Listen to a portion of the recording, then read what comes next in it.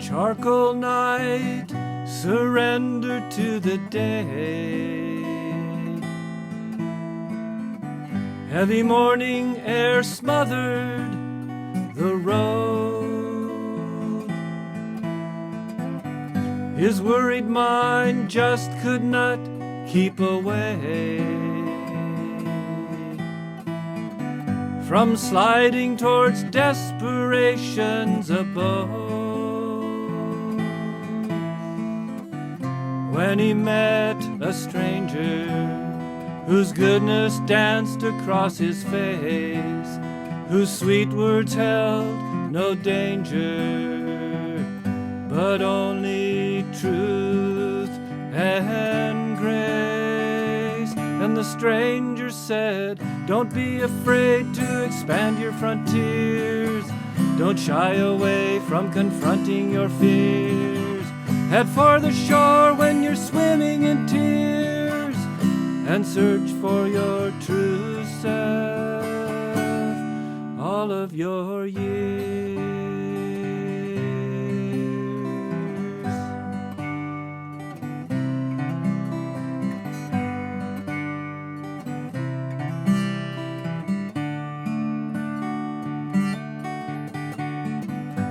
What a blessing is inspiration, but it can't be sustained for long unless fueled by perspiration. One must work to make it strong. As his vision kept expanding, subtler challenges defined the road ahead. Idealism makes life more demanding. The stranger's words echoed in his head, and he remembered, don't be afraid to expand your frontiers. Don't shy away from confronting your fears. Head for the shore when you're swimming in tears, and search for your true self all of your years.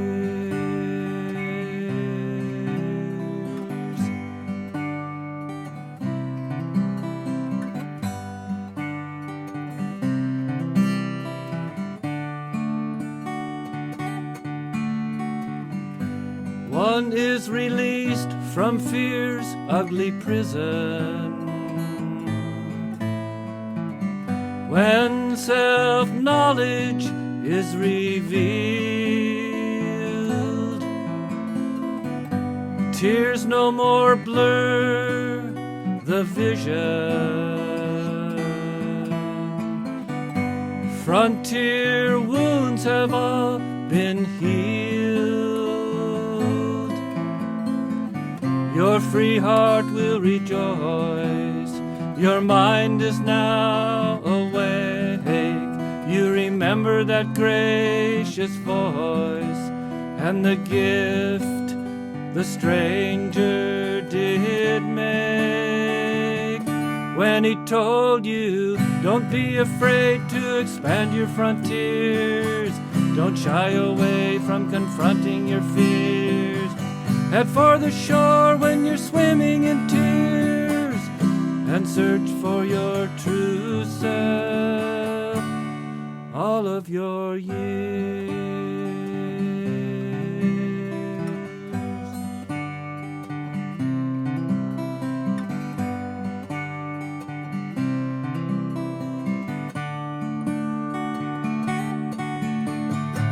Don't be afraid to expand your frontiers. Don't shy away from confronting your fears.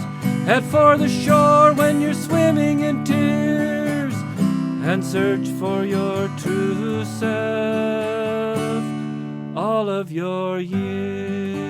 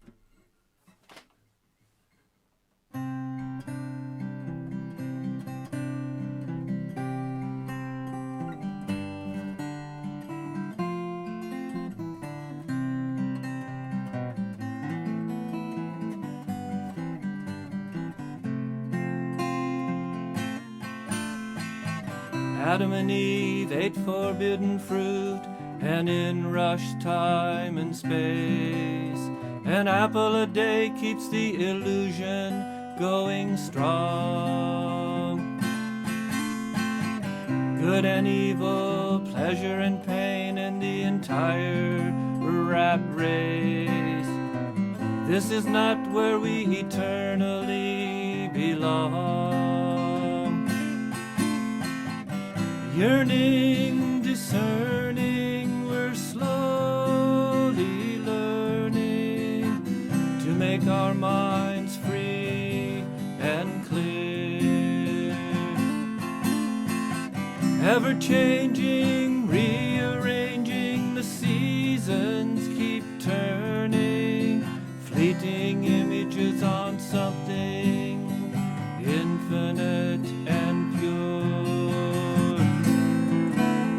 The mystics they call that something God.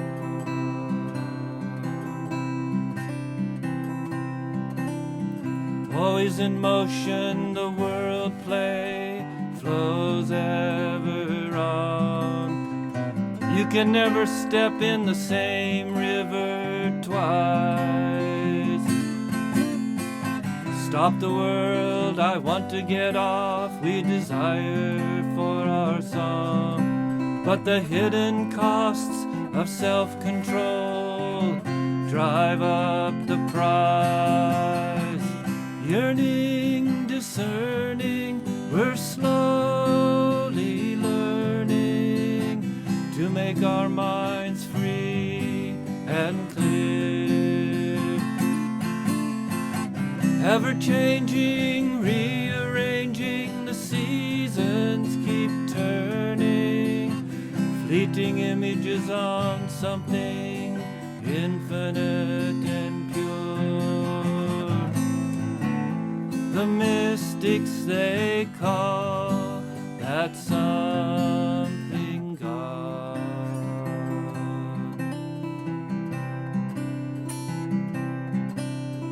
Mother Nature takes us by the hand and shows us her displays. Fortune, fame, poverty, shame, and the whole 9 yards.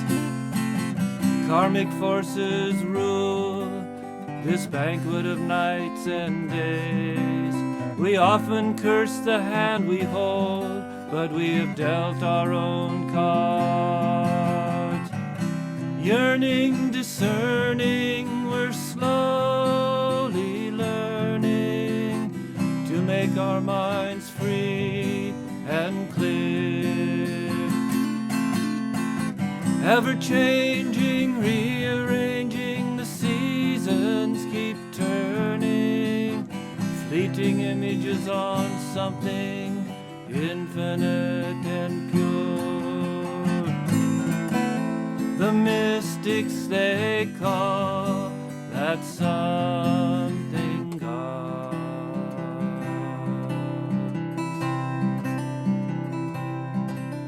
We wend our way back to our source, which is the one. It's a process the saints assure us is true. Experience drives the engine of our spiritual evolution. Union with God is the destiny for me and you. Yearning, discerning, we're slowly learning to make our minds free and clear. Ever-changing, rearranging, the seasons keep turning. Fleeting images on something infinite and pure. The mystics they call that something God. Yearning, discerning, we're slowly learning to make our minds free and clear. Ever-changing, rearranging, the seasons keep turning. Fleeting images on something infinite and pure. The mystics they call that something God.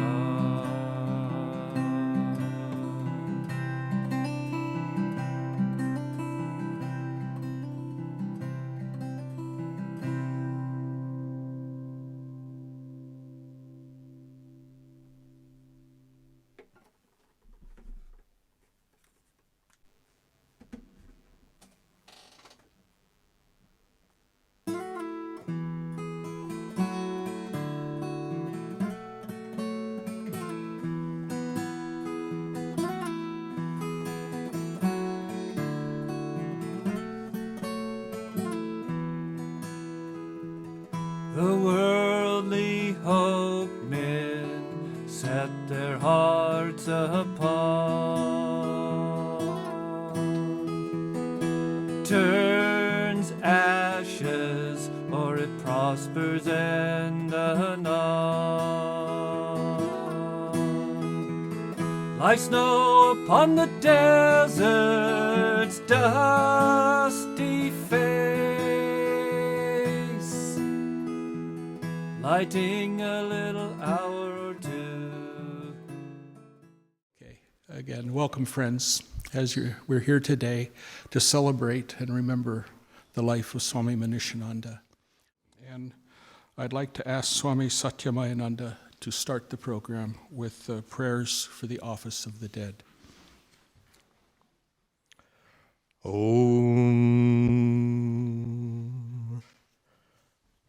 Sarvadharmastapakastvam Sarvadharmaswarupaka Acharyanam Mahacharyo Ramakrishna Te Namah. Salutations to Bhagavan Ramakrishna, who has come to establish all dharmas, and he is the embodiment of all dharmas. He is the teacher of all teachers. We have assembled here to honor the life and times of a dear brother, a friend, Swami Manishananda. To also reinforce our memories of him, all those affectionate moments we spent with him, because truly he has touched many lives. And it was not just a passing touch. This touch was transformative.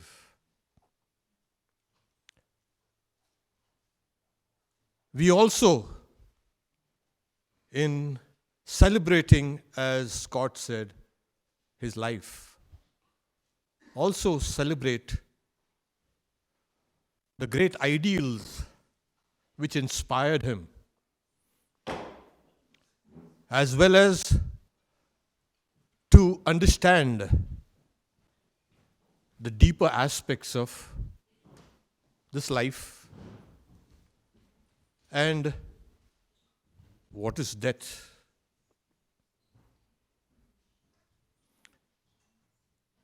This is a time we also reflect on two aspects that are always with us: our mortality and our immortality. The human personality has got both these elements. For the generality of people, the scriptures say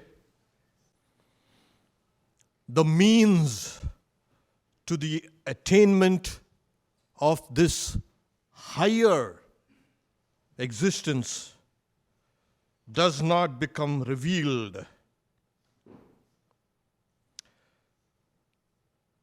because they are non-discerning and they blunder, deluded by the lure of samsara. These people, they constantly think there is only this world and none hereafter. And the God of death says, they come again and again under my sway, under my power.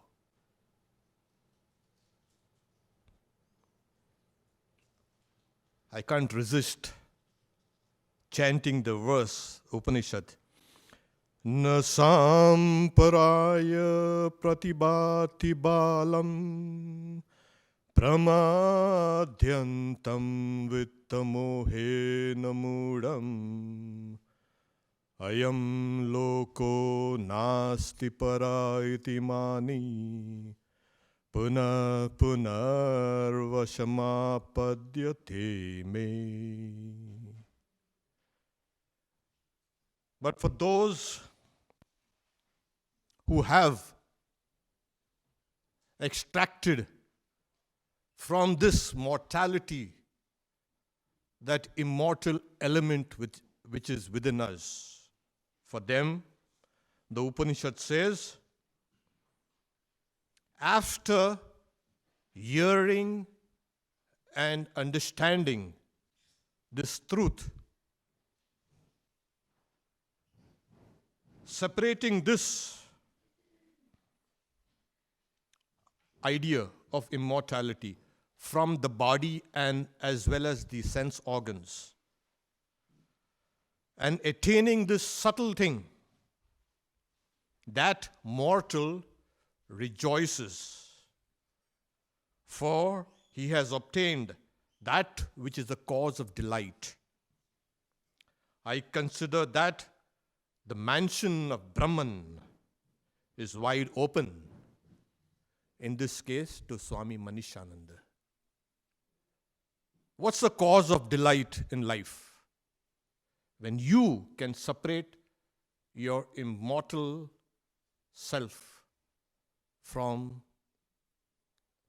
all the mortality that surrounds you. What is this subtle thing? It is identified with the mind and is resplendent. It is within your very heart, in the deepest core, like a grain of sand or grain of rice or barley, meaning it's very subtle. That is the Lord of all, the ruler of all, and governs whatever there is. It's not just a simple immortality that's within you. These are the qualities of that immortal self. In the Upanishads, again, we find a passage which is relevant to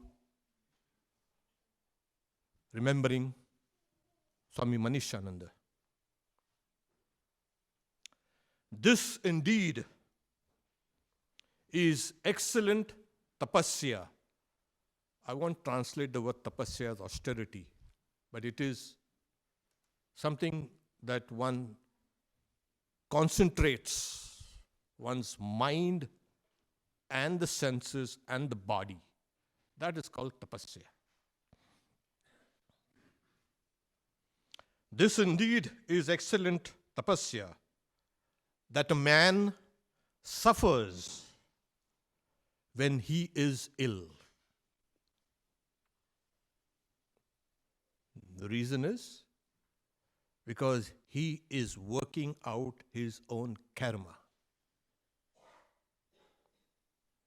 The Upanishad continues.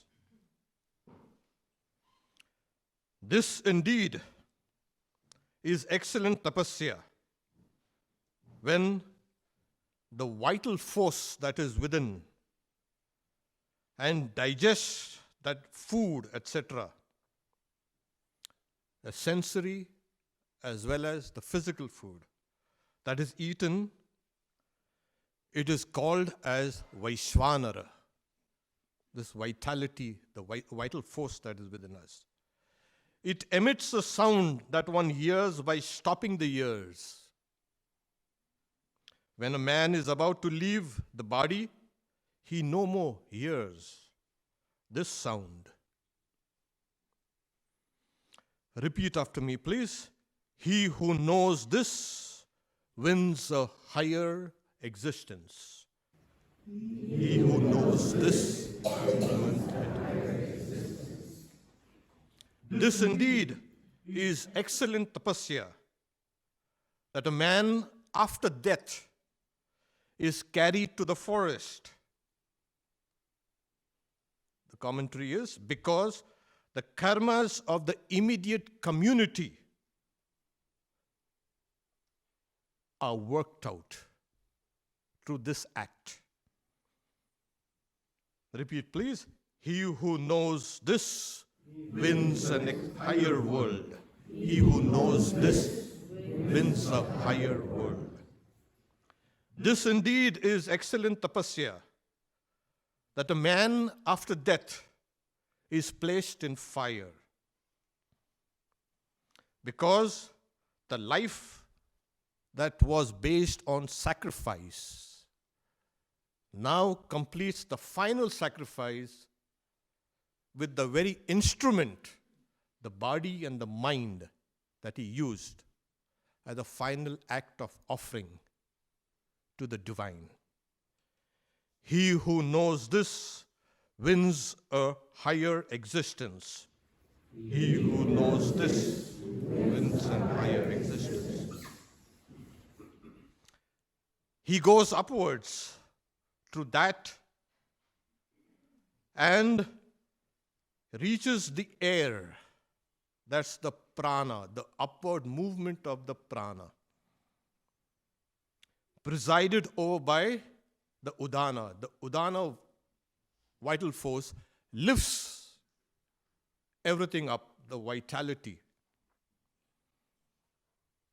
and makes an opening like the whole of a chariot wheel. So the entirety of the vital forces are now lifting up, and they blast through a small opening like a chariot wheel. In the old days, it was like this. He who knows this wins a higher world. He who knows this wins a higher world. He goes upwards and reaches the sun, the solar plexus, which makes an opening there for him like the whole of a tabor, this size. So the vital forces first emerge out from like the whole of a chariot wheel, and then the next is like the whole of a tabor, a small drum. He who knows this wins a higher world. He who knows this wins a higher world. He goes upwards and reaches the moon. Moon means the mind is the moon, which makes an opening for him like the whole of a drum. He who knows this wins a higher world. He who knows this wins a higher world.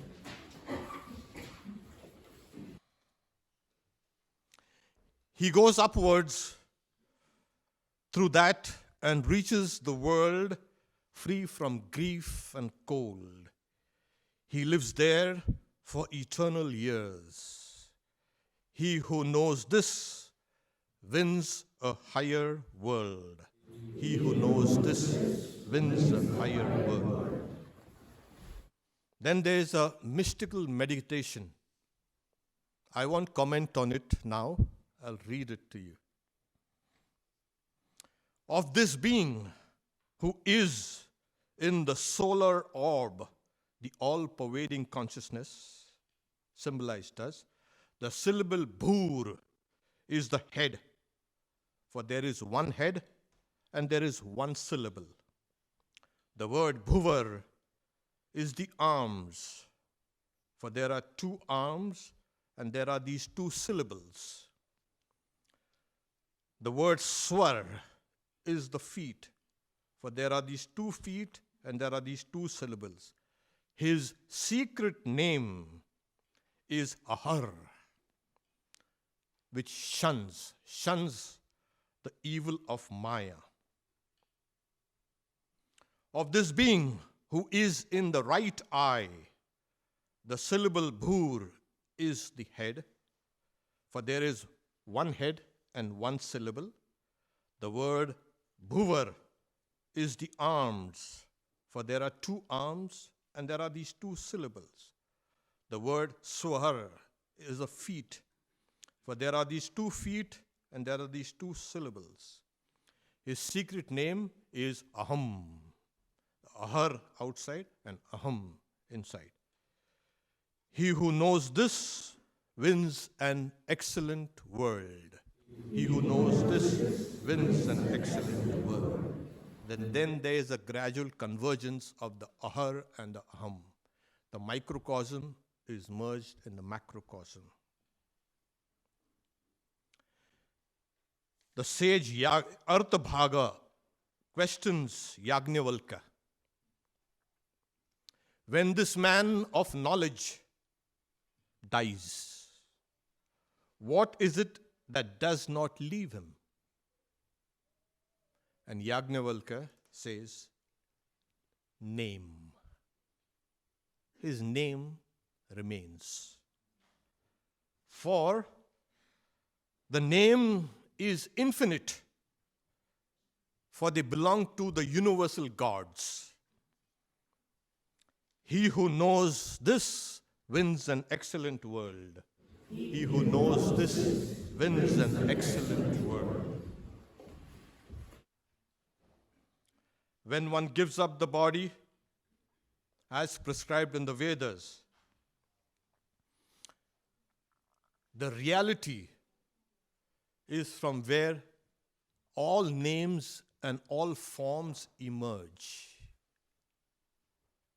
And when we give up the external trappings of existence and we leave this body, then the name merges in that of the infinite gods, the universal gods. The form of our own immortality is merged in the higher form of immortality. And in this age, this form of immortality is Sri Ramakrishna and Holy Mother and Swamiji.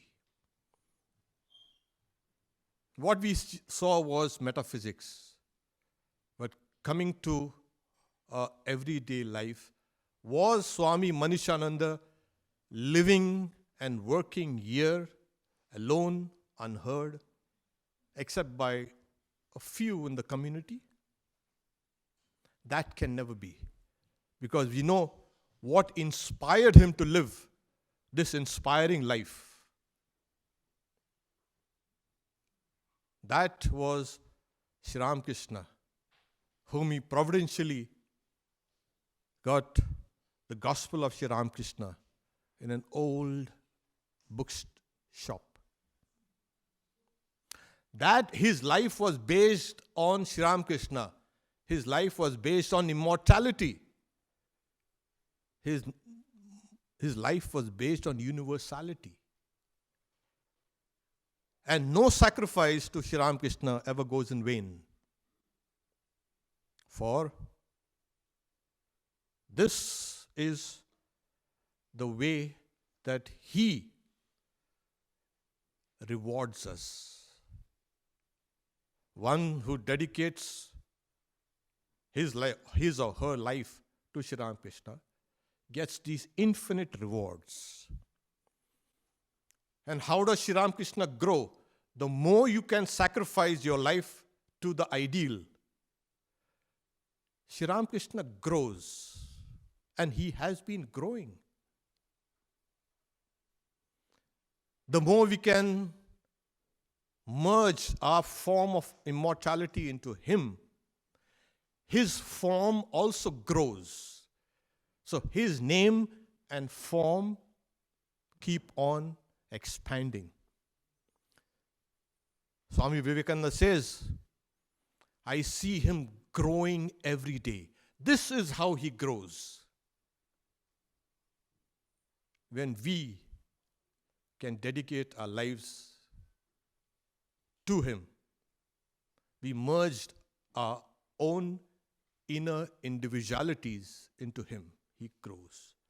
And as Sri Ramakrishna grows, more and more people will come under the ambit of his eternal message that inspired Swami Manishananda. Today,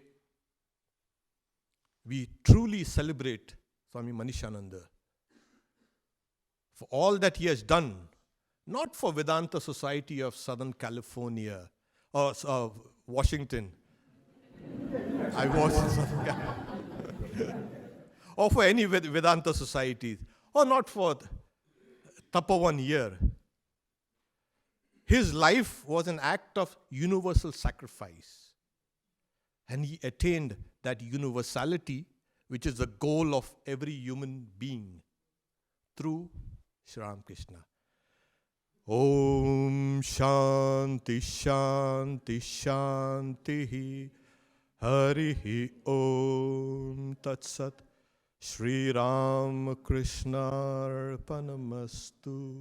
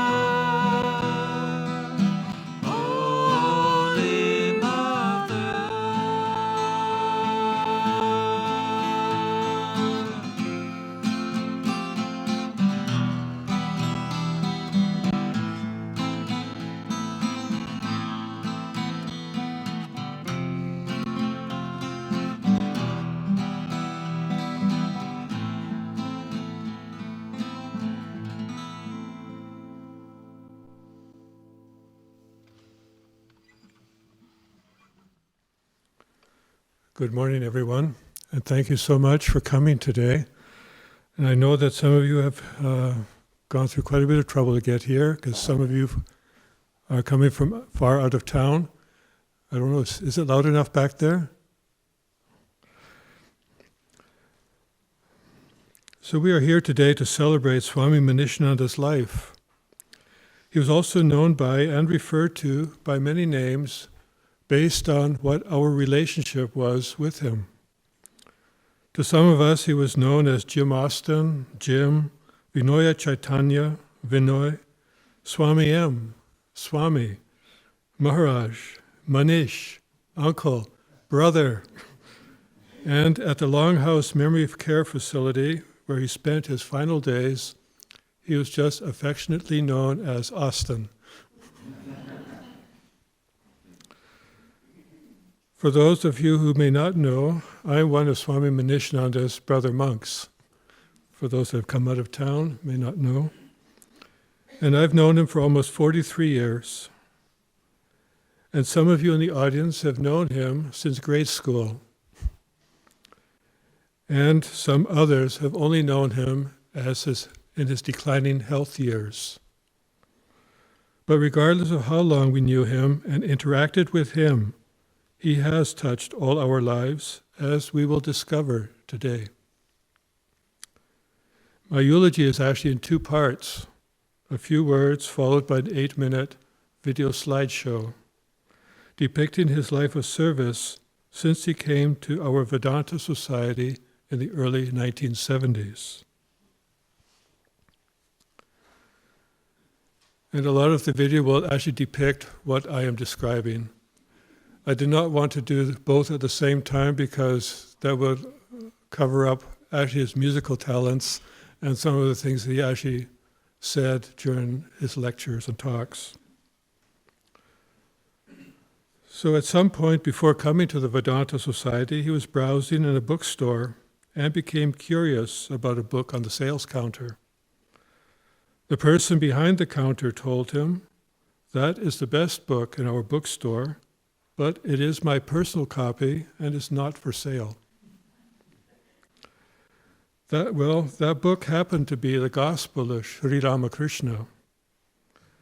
And that interaction led him to come to the Vedanta Society and acquire a copy. How seriously he took the teachings in that book could be seen by how well worn that book is. I was hoping to have that book here with me, but it did not come.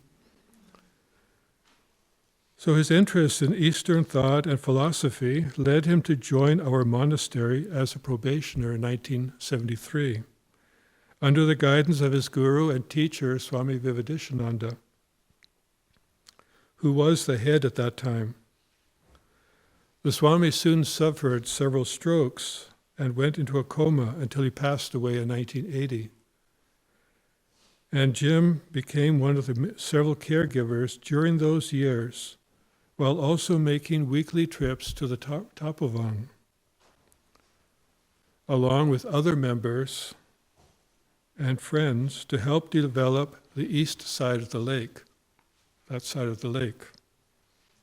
They cleared the land, built an outhouse, cabins, the Sardaniketan, and they turned a swamp into the lake that you see today. Power and telephone had not yet come to the retreat. A year later, he took his first vows and became an ordained monk of the Ramakrishna order. He was also a society board member for many years until he felt that his health issues were preventing him from performing that duty. He was not afraid of hard physical work. He could equally sit down and engage himself in study, mostly reserved for the winter time when physical work at the Tapovan slowed down. He was a deep thinker and studied different philosophies. But Vedanta's non-dual Advaita philosophy appealed to him the most.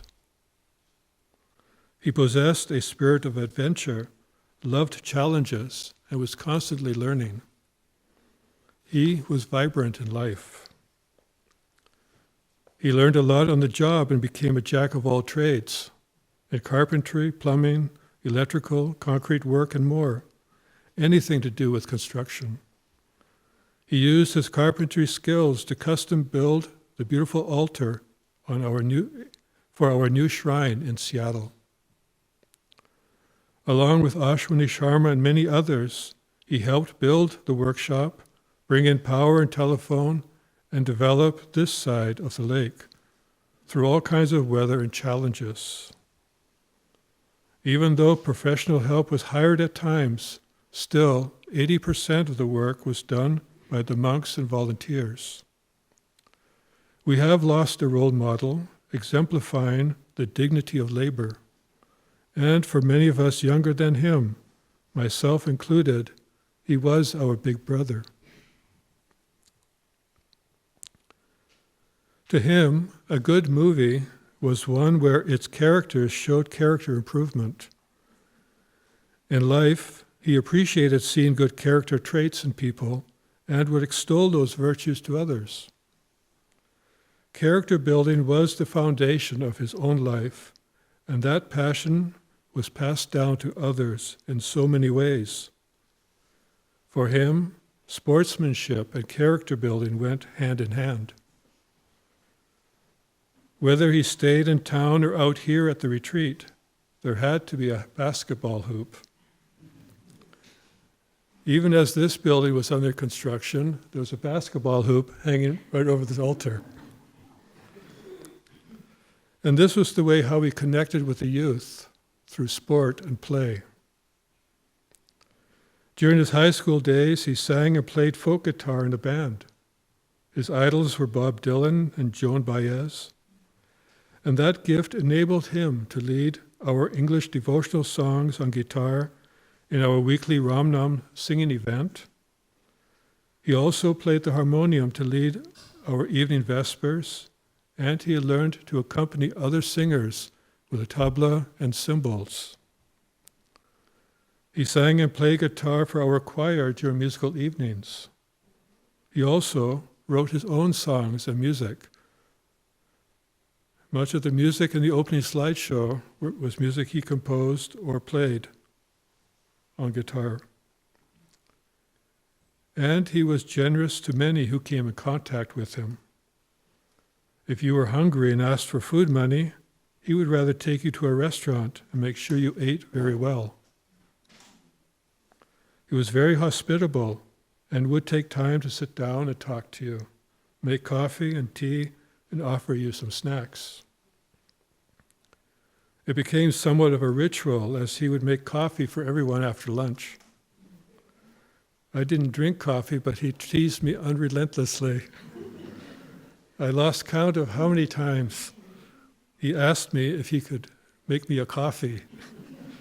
And often with a mischievous smile and a twinkle in his eye, because he's wondering, when is he going to break down? His sense of humor and wit, well, that he had in plenty.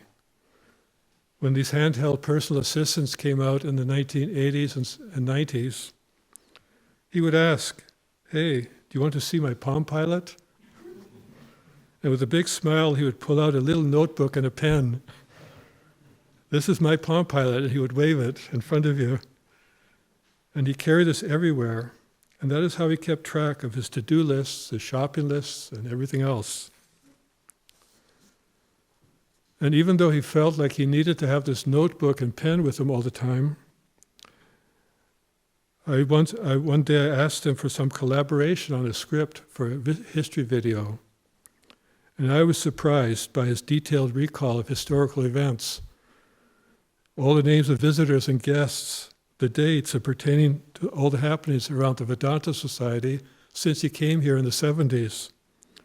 And I was asking him in the mid-90s. He was also a great instigator in many pranks over the years. And he would rope one or more of us into those pranks. I hope some people here will bring up some of those and describe them, because otherwise I will run out of time.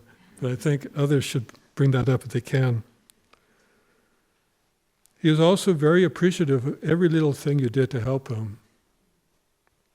This was especially obvious when he decided to enter the computer age, because he wanted to learn how to use his new laptop to prepare his talks, and he asked me and others how to help him to do this or that in Microsoft Word, and for tech support when the screen didn't look right or when he had trouble printing.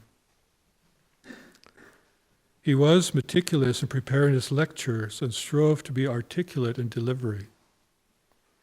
He looked on that duty seriously, so he was particular about being factual, well-researched, and using proper grammar. And if he didn't understand something, he would not talk about it at all. And he liked to use humor and stories to get a point across. And you will view some of those clips in the video. He even learned to read and speak a little Bengali by reading children's books. And this act endeared him to many of our Bengali members and friends as they would practice conversations together. He loved everyone and would always give those he met the benefit of the doubt rather than dwelling on their faults. His dad was our Santa Claus for many years, and Swami Manishananda would create puzzles for the kids and parents waiting to be called up to be given a gift and a photo op with Santa Claus. These puzzles were usually word games like unscrambling words, multiple choice questions, and crosswords based on the teachings of Ramakrishna, Sarda Devi, Swami Vivekananda, and Vedanta philosophy for the parents. This was his way of making the teachings and ideas palatable to the youth.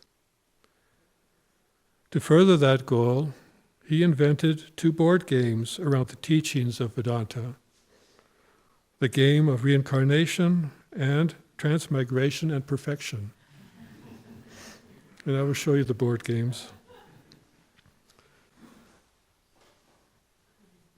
This Vedanta philosophy and the spiritual practices strengthened him, and for him, death was the beginning of the next adventure. He did not want to be kept alive artificially, and in our discussions over the years, he felt ready to embrace the inevitable. Even as his dementia progressed over the years, aspects of his character remained. In his hallucinations, he wanted to provide hospitality to the guests and visitors that only he could see. He would set the kitchen table or go outside to greet them. As his condition worsened and it was getting more difficult to manage his needs, we realized that he needed 24-hour care with a trained staff. So in April of last year, he was moved into a memory care facility in Bothell. His condition overall improved under their care, and he carried with him his thoughtfulness for others.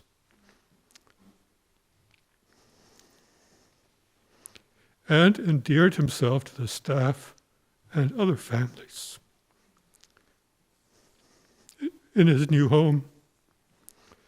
Unfortunately, he contracted COVID at the facility in December, and despite all help, would not recover from its side effects.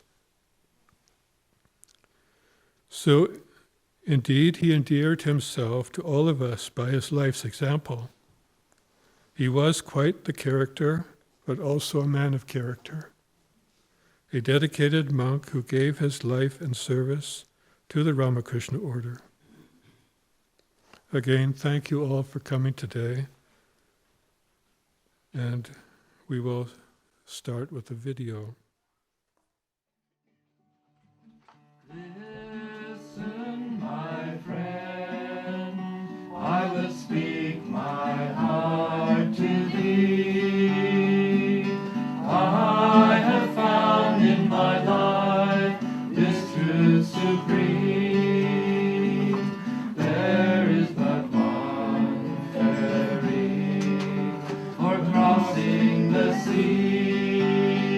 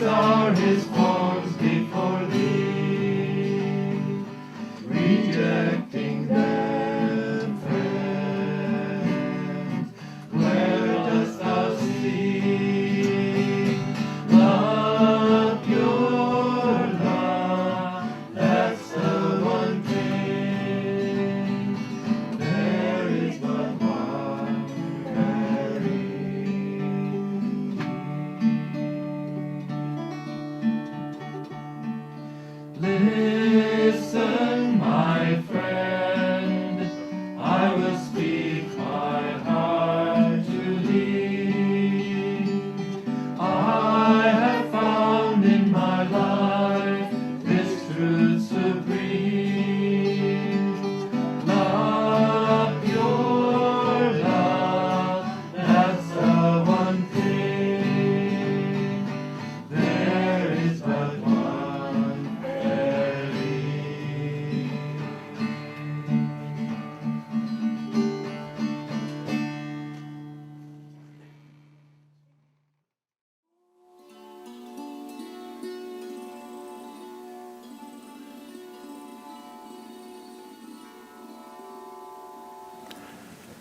Salutations, O Lord, unto Thee, the Self, the Sovereign, and the Witness of all.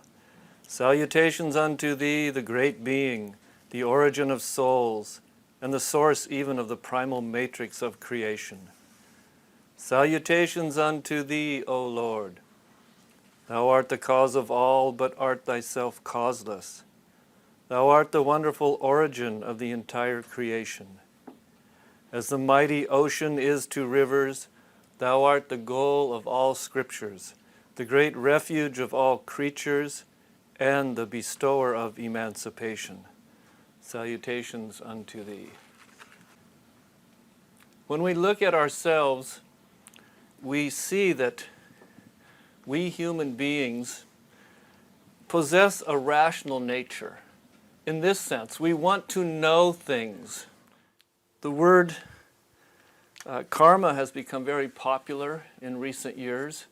Just last week, going between here and the retreat where I stay, I turned the radio on and there was an ad on the radio from the Washington State Lotto.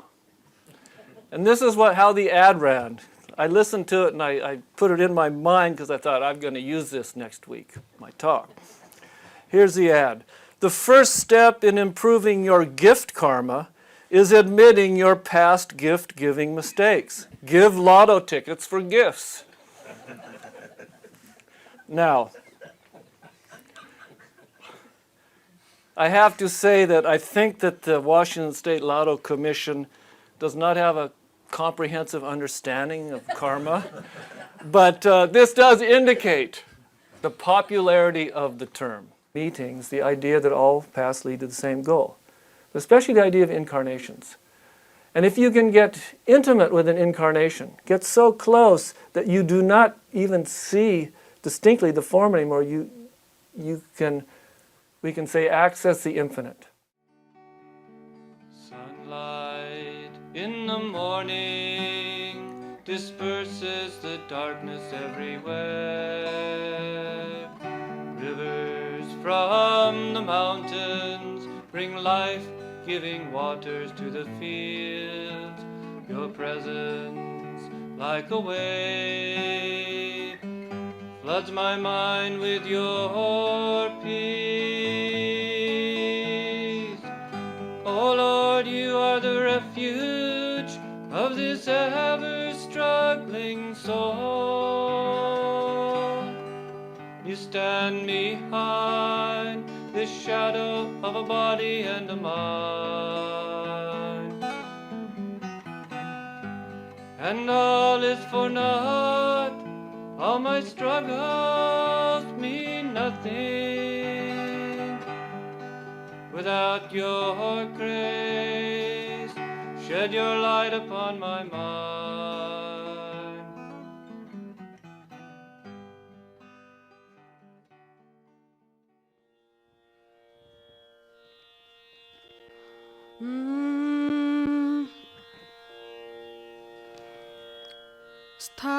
स्थापकाय च धर्मस्य सर्वधर्मस्वरूपिणे अवतार वरिष्ठाय रामकृष्णाय ते नमः। भज गोविन्दं भज गोविन्दं भज गोविन्दं भज गोविन्दं गोविन्दं भज मूढमते भज गोविन्दं भज गोविन्दं गोविन्दं भज मूढमते सम्प्राप्ते सन्निहिते काले सम्प्राप्ते सन्निहिते काले नहि नहि रक्षति डुक्रिं करणे नहि नहि रक्षति डुक्रिं करणे भज गोविन्दं भज गोविन्दं गोविन्दं भज मूढमते मूढजहि धनागमतृष्णा मूढजहि धनागमतृष्णा कुरु सद्बुद्धिं मनसि वितृष्णा यल्लभसे निज कर्मोपातं यल्लभसे निज कर्मोपादं वित्तं तेन विनोदय चित्तं भज गोविन्दं भज गोविन्दं गोविन्दं भज मूढमते यावद्वित्तो पार्जन सक्तः तारावनिज परिवारो रक्तः यावद्वित्तो पार्जन सक्तः तारावनिज परिवारो रक्तः पश्चाज्जीवति जार्जर देह पश्चाज्जीवति जार्जर देह वार्ता कोऽपि न पृच्छति गे वार्ता कोऽपि न पृच्छति गे भज गोविन्दं भज गोविन्दं गोविन्दं भज मूढमते सत्सङ्गत्वे निस्सङ्गत्वं सत्सङ्गत्वे निस्सङ्गत्वं निस्सङ्गत्वे निर्मोहत्वं निस्सङ्गत्वे निर्मोहत्वं निर्मोहत्वे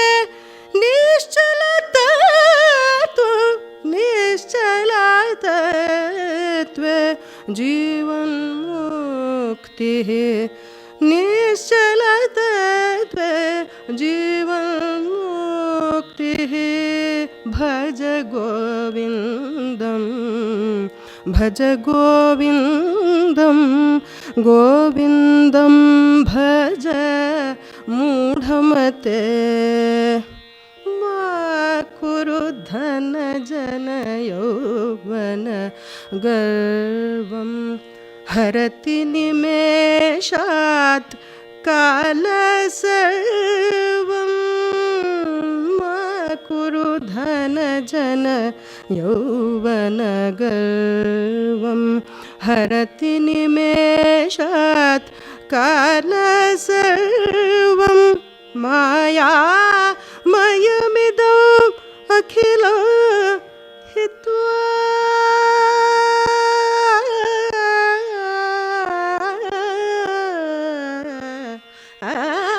माया मयमिदम् अखिलं हित्वा ब्रह्मपदं त्वं प्रविश विदित्वा ब्रह्मपदं त्वं प्रविश विदित्वा भज गोविन्दं भज गोविन्दं गोविन्दं भज मूढमते सुरमन्दिरतरु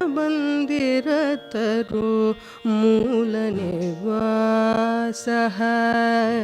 शय्या भूतलम् अजिना वासः सुरमन्दिरतरु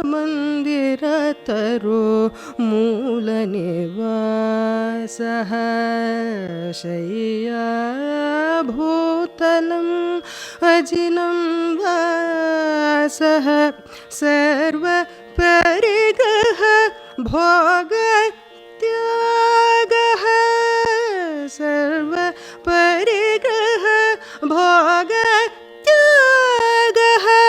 कस्य सुखं न करोति विरागः कस्य सुखं न करोति विरागः भज गोविन्दं भज गोविन्दं गोविन्दं भज मूढमते भगवद्गीता किञ्चिदधीता भगवद्गीता किञ्चिदधीता गङ्गाजललव कणिकापीता भगवद्गीता किञ्चिदधीता गङ्गाजललव कणिकापीता सकृदपियेन मुरारि समर्च सकृदपियेन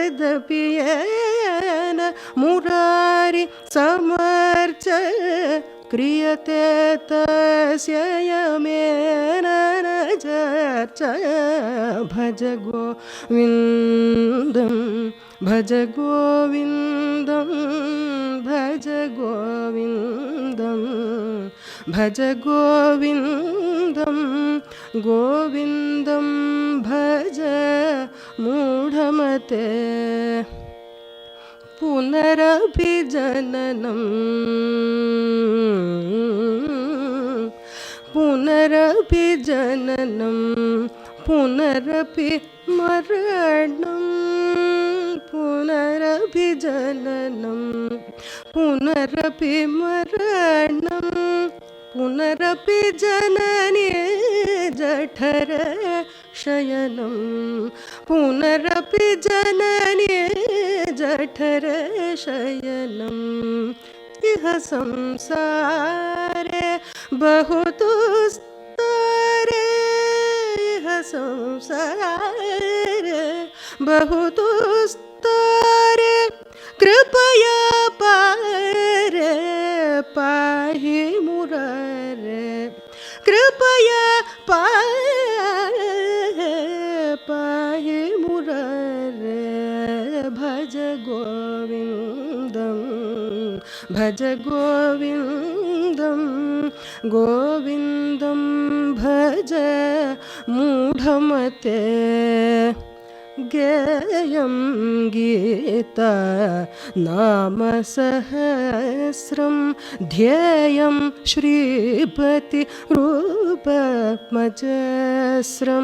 नेयं सज्जन संकेचितो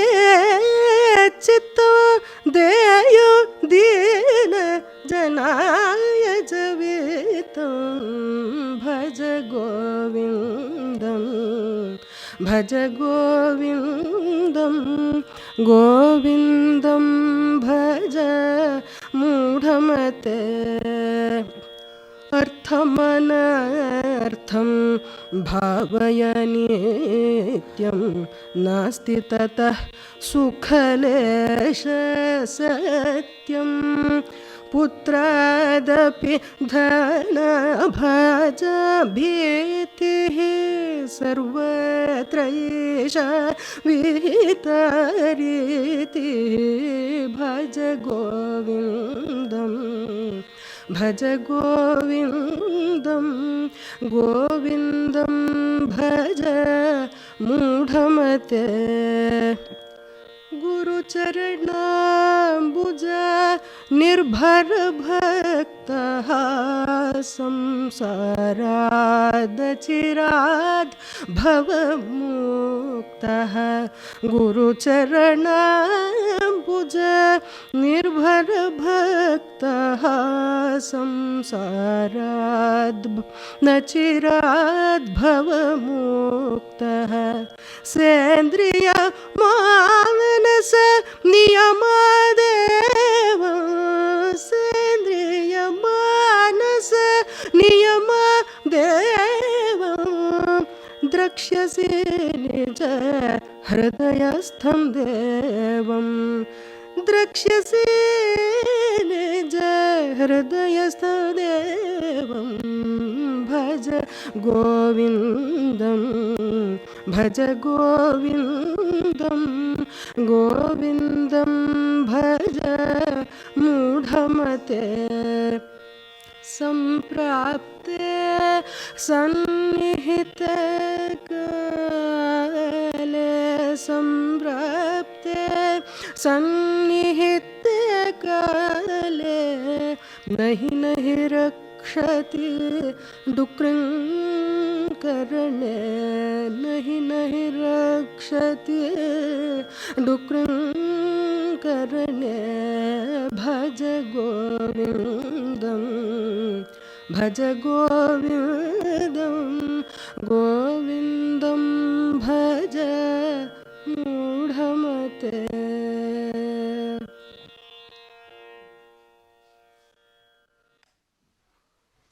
Thank you, Archana. That was beautiful. We now have a period where we're just going to invite anyone that would like to give a brief reminiscence of Swami Manishananda. I think we request that you come up to the microphone to do it so that we can capture it on the video that we're making. So if anyone is so inclined, raise your hand. Okay. There's Alora. That was the first hand. Thank you. So my name is Elora. We've known Swami M since moving to Seattle in the 80s. There's a saying that you don't need to be related by blood to be considered family, and this was certainly the case with Swami M. Because of him, I learned how to drive stick shift and how to do parallel parking in the big white truck they used to have over here. And he was also an avid outdoorsman and had lots of knowledge in flora and fauna. And this is how my mom caught the bird watching bug. And we also learned the serenity of nature through his fondness in hiking. Swami M was an avid sports person or sports fan, so we got to attend many baseball and football games because of him. He was also a very competitive boggle and Scrabble person. We had many competitions with him. He was also known as being a jokester, as Swami Avikarananda mentioned. He loved cereal so much that he referred to himself as a C-E-R-E-A-L, serial killer. And he loved fishing, so it was through him that we learned how to do the art of fly fishing. And with a twinkle in his eye, he used to tell people that fish were considered aquatic vegetables to many. So that was my reminiscence of Swami M. Introduce myself too. I'm Marita Races, and I'm going to talk about the good old days at Tapavan. I had the privilege of coming for many years in the 80s, late 80s, 90s, and all the way up to now. whether it was from Canada or from Seattle to here. Anyway, I had the privilege of knowing Swami Manishananda and all of you in the community for a long time. And I believe that I know that these were the good old days because of Swami Manishananda, who was the heart and soul of this retreat. And his many good qualities have already been mentioned as a stellar monk of the Ramakrishna order who followed the ideals so closely for so long, his whole life.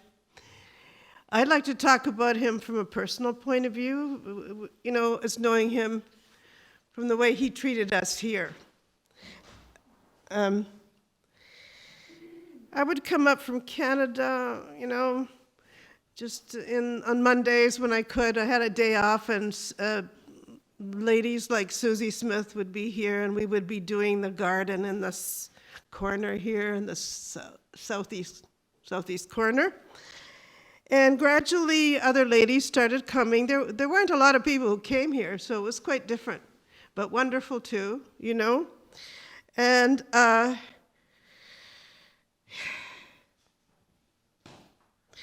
tell you one thing, he was really gracious to every one of us, and he thought about others. He just didn't, whoever came, and he knew how to talk to each one according to his or her interests, and brought us all in so that we felt welcome. I mean, even if it were announced or unannounced, he'd always have that latte ready for you, and then just continue to, to talk to you. And he served us all, of all ages, and the youth he liked especially, I could see. He liked to play basketball with them, fish with them here on our pond or elsewhere. And for the ladies, he would have breakfast for us and invite us to the readings that the monks had in the morning. That was very special for us when we stayed at Holy Mother's.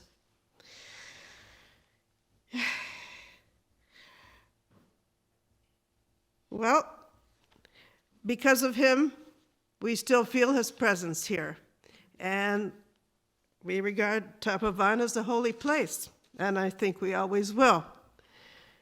I'd like to conclude with a story about Swami Manishananda and his special gift to us and our ladies group, which was at that time the daughters of Sri Sharada.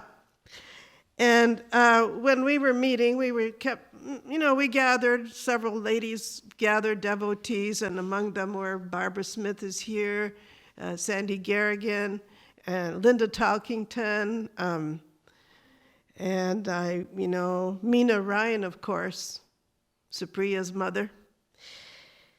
And since we met every month, and we thought, well, we're trying to do something here. Well, let's think about what we're doing, and let's put it in words, like as a sort of a mission statement. So we came up with a mission statement, and when Swami Manishananda heard about it, he said, oh, do you mind if I put it to music? And we said, oh, yeah, please, please. So he did that. And I want to share that with you today. It's very special. I don't know if you've heard it, but if you have, well, you know how special it is. I have it on tape. I know some of you are too young to know what a tape recorder and a tape is, but I brought my own. And I'm glad we have the recording of that song. I'll just recite it before it's sung. We have come together for holy purpose, for spiritual development, holy companionship, and to study the lives of great souls. By Holy Mother's grace, our most Holy Mother's grace, our love and knowledge will surely grow.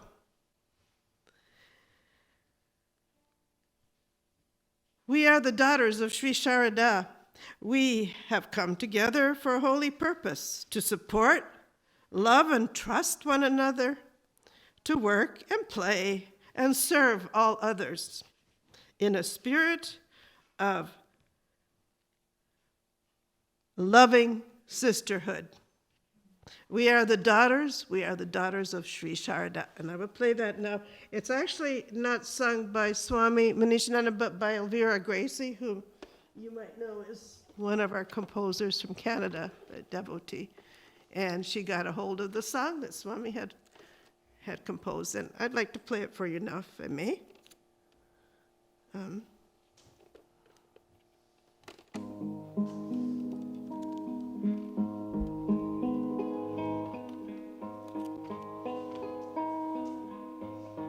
We are the daughters of Sri Sharada.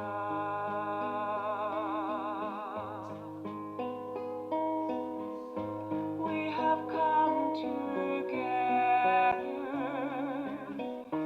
for a holy purpose,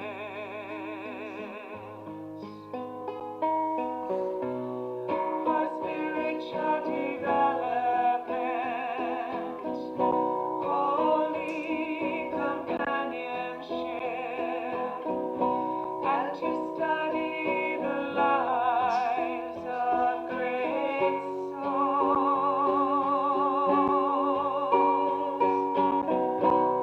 By Holy Mother's grace, our most holy Mother's grace, our love and knowledge will surely grow.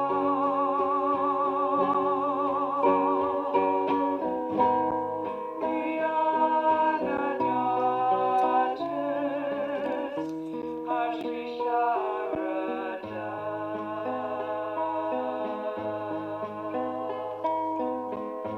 We have come together for a holy purpose,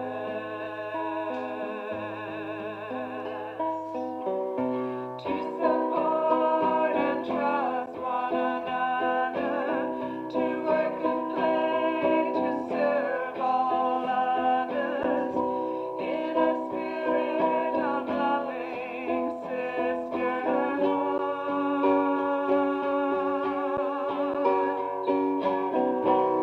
By Holy Mother's grace, our most holy Mother's grace, our love and knowledge will surely grow.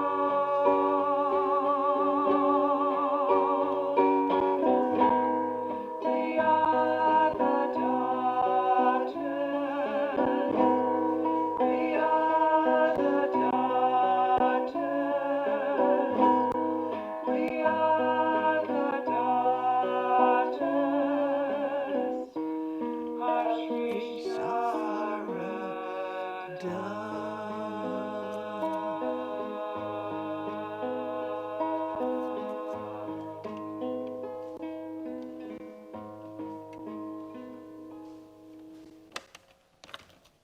Thank you for listening, and thank you to Swami Manishananda forever for that beautiful gift he gave us. And maybe the inspiration that he had to write the song will come back to the ladies locally to regroup and to renew our Sri Sharada's group again. Thank you very much. Swami always started his Sunday lectures by saying, "Good morning, friends."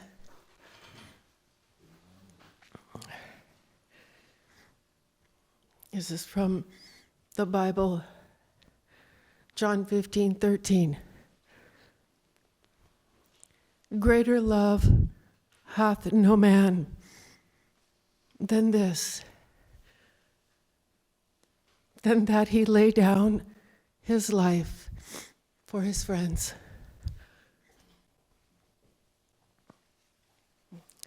I feel pretty blessed that he called me friend.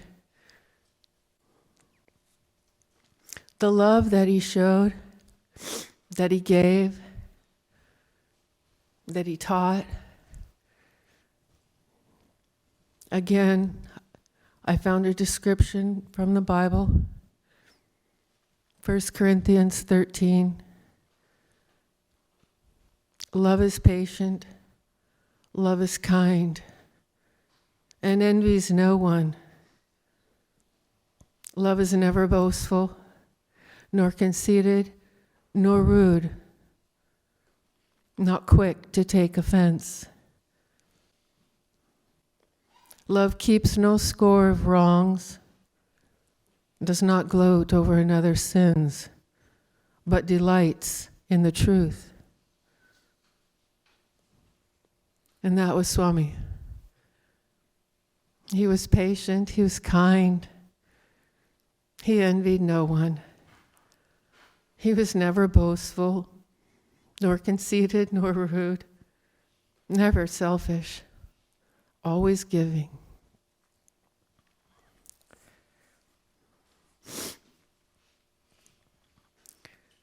He put a poem to music the poems by Henry Wadsworth Longfellow called The Psalm of Life.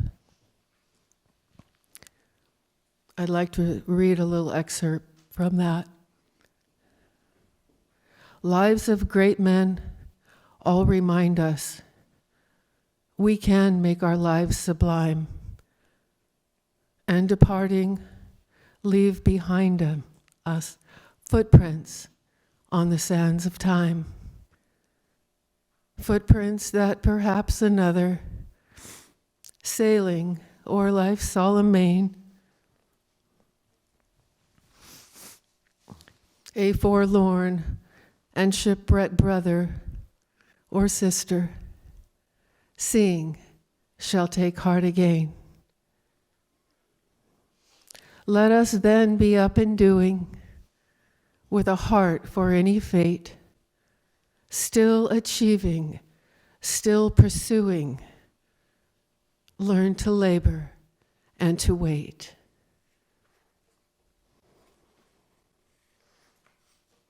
Thank you. Hello, thank you for coming. My name is Naira, and I have known Swami Manishananda since 1988, when he was still Vinoya, one of his names. We learn from all interactions while walking the walk. And some interactions teach us more, some less. Swami Manishananda taught me a lot. He taught me humility. He was very humble. And I remember a couple of years after I have first met Swami Manishananda, I suddenly thought, my goodness, this is a very smart man. He was so humble. He never pushed himself forward. He never showed how much he knew, how much he thought, how contemplative he was. But the kindness always shone through. He was very attuned with nature, as has been already mentioned. And I want to tell a story that happened quite a while ago, while I still had my 2 dogs, which I brought many times to Arlington, and Swami Manishananda had cats. Manishananda's cats. And that taught me love through detachment.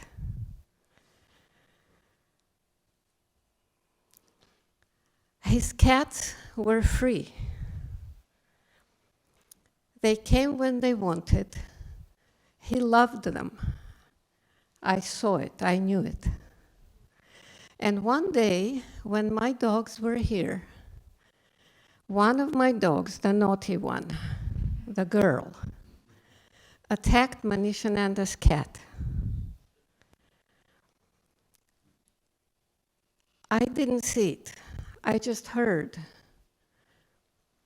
Dog is killing my cat. So Brother Jim ran to pull the dog away from the cat. Cat was injured. It ran away.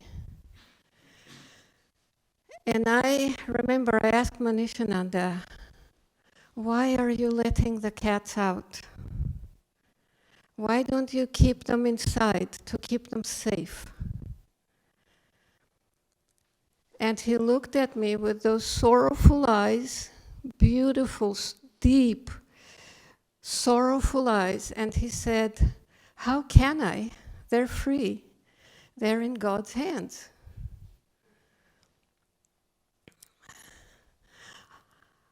I've been grappling, like probably many of us, with attachment, detachment, and love. I've seen people who are detached and cold. But love is not cold. In Manishananda, I saw love through detachment. And that suddenly opened my mind. You can be detached and you can still love. Your love can be huge and your detachment can be real. That cat story taught me that. And Manishananda is always here. He is everywhere, but he is also here through memories. Thank you. My name is Santosh Kumar. I've been in company of Swamiji since 70s. I learned many things from him, as we all do in the company of the saints. He believed that each devotee has a potential to experience joy then right now at his company. He gave that opportunity to us to experience that we can experience joy right now. And his methods were three, as I learned. One was humor, the second was play, and third was food. We know all those three things. And I'll give you an example of those three, how I experienced that. The second important thing, we often learned that he reminded us about talking about Holy Mother, that do not find fault with others. I, in his company, was so free that I wanted to really express my faults within me. It's like going to a church and going in the sin booth and getting a pardon and forgiveness. But he turned things around. I'll give you 3 examples. I would talk to him freely and I would say, Swamiji, will you please forgive me for my silliness? He said, Santosh, you are wrong. You are more silly than you think.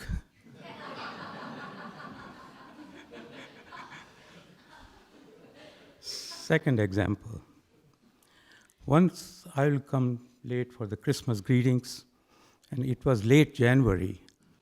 I came to retreat with very ashamed of myself coming late January and bringing him a greeting card for, Merry Christmas and Happy New Year. I wrote a sentence in my card that, Swamiji, you are on a journey of being beyond space and time, and I'm sure you will forgive me being late in bringing these greetings to you. He took the card from his hand, and again he said, Santosh, you are so wrong. Again, he's discounting my fault. See, I'm wrong? Yes. You are the first one for greetings for this year.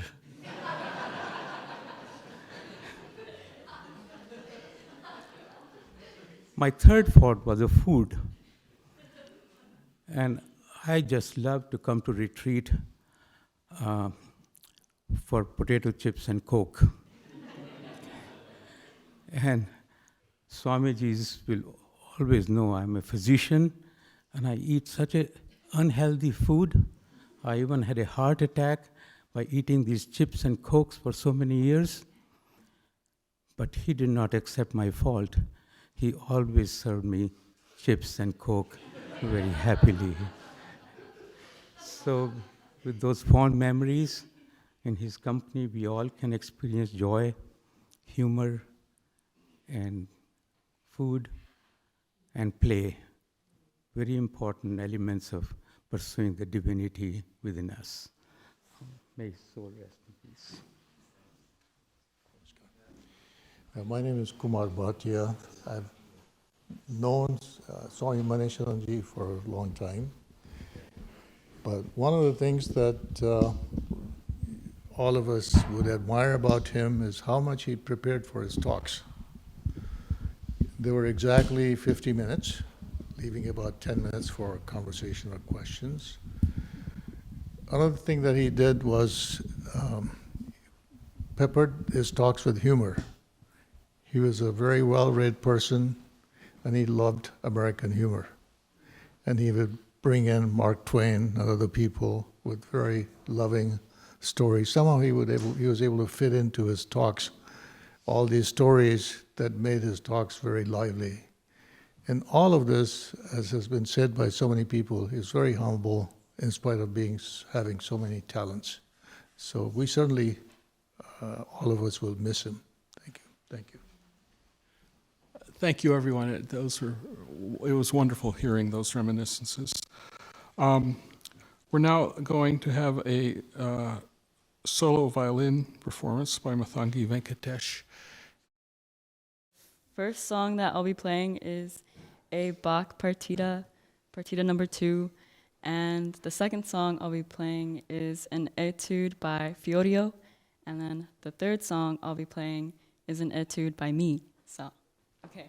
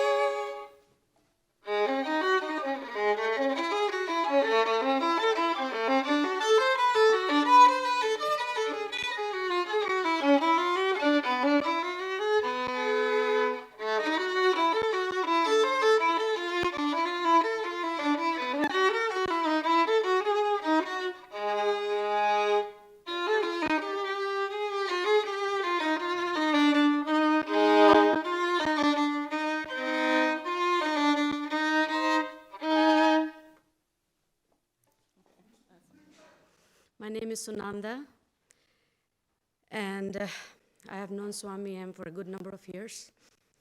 And like everybody else, emotions get hold of us during this, and a time like this, I guess. I'll begin. Dear Swami M, I wanted to write to you in remembrance on your Memorial Day.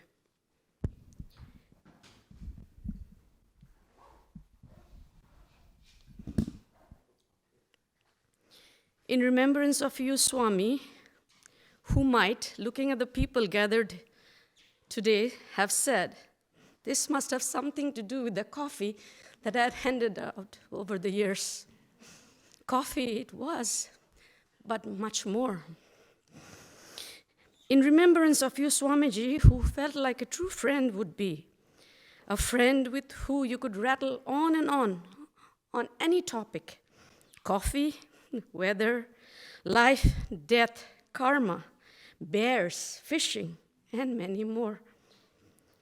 In remembrance of you, Swami M, who took us on long, beautiful hikes, helped each hiker cross gushing streams, point out where to fill up our bottles with fresh glacial water to drink, and pick blueberries as we quietly walked down the street, along the stream. You, Swamiji, trusted me to drive a kabuto. I hope, am I pronouncing it correct? I think so. Okay. Not that I've ever done anything like that before. Split and stack firewood and paint the patio, the Holy Mother's patio here at the retreat with my mom. You taught fishing, played basketball with Shorin, our son, and impromptu sang a red mitten song to Shrestha, our daughter. She feels very proud that you also called her a trailblazer. You strummed the guitar here with Sunny, sitting right here somewhere. And all along doing these activities, you may have well put on the garb of a teacher, but you did not. You were a master in all of that, but what you did instead was you came down at our level and yet managed to smile and have fun with us. Thank you, Swami M, for that. In remembrance of you, Swamiji, who showed that you did everything as a service to God, I remember you mentioning Swami Vivekananda's Jiva Seva, as Shiva Seva. Your actions were a testimony of what you said. Ever kind, smiling, loving, and a great sense of humor with everyone. In remembrance of the life lessons you gave me, once after a hike, we got into a little conversation. I forget the topic, but I remember what I said and what Swami M told me. I was blurting out, had I been so-and-so, I could not complete it. He said, please be careful what you are asking for, because you do not know how you will deal with it if you are granted it. That has stayed with me, and I hope to follow it to the end. I really hope to, because that's a huge lesson. That was a huge lesson for me. Remembering our discussion about life, death, and karma. I think this was regarding karma. You said, we are still here because we have something unfinished, some unfinished work left to do. That's why we are still here. And regarding leading and living life every day, you always said that I want to live each day as though it was my last. That was really inspiring for me. On death, we used to talk about death too, so he did mention, I would not mind dying of a terminal illness. And so it came to be. I feel that if Swami M's living would be any different, it would feel worse than what it does now. Had he, the smiling, ever-loving, hard-working, selfless person that he had been, out of the blue suddenly be gone, it would be very hard on us. And so God prepared both him and us. His wish was fulfilled, and we are reconciled with the idea that it was indeed time for our beloved Swami M to depart. We hear of minds soaring above the finite. Swami M's mind might have, but he did not make any show of it. I remember him telling me, "We are not enlightened beings here. We are trying very hard like everybody else is. Your lives and words will continue to inspire us, Swami M. It'll remain a beautiful lesson for us, with lots of love and with prayers, Sunanda." This was part of what I wrote, and as I was hearing all of you, I remembered something. I was 13 or 14 years of age when I met Mother Teresa of Kolkata in Kohima, where I grew up. She was later on canonized a saint. We do not have anything like that in our tradition. But, our lives feel blessed, touched by Swami M. Thank you. I won't take much time. My English is not the best. It's my second language, but I had to, it's my duty and my happiness to say something about Swami M. Swami M has been a great inspiration for our family of three. Myself, my wife Prabha over there, and my son Janardhan. And we came to know him 25 plus years ago at the downtown retreat when we moved from the East Coast to the West Coast, to Seattle. The first time we met him was in the dining room area, where my son was 2 years in age, and he was so interested to see my son at 2 years in age eating macaroni. And he felt, he felt love towards my son, and down the road to my wife and myself as well. But they both were his favorites. And, well, it started from there.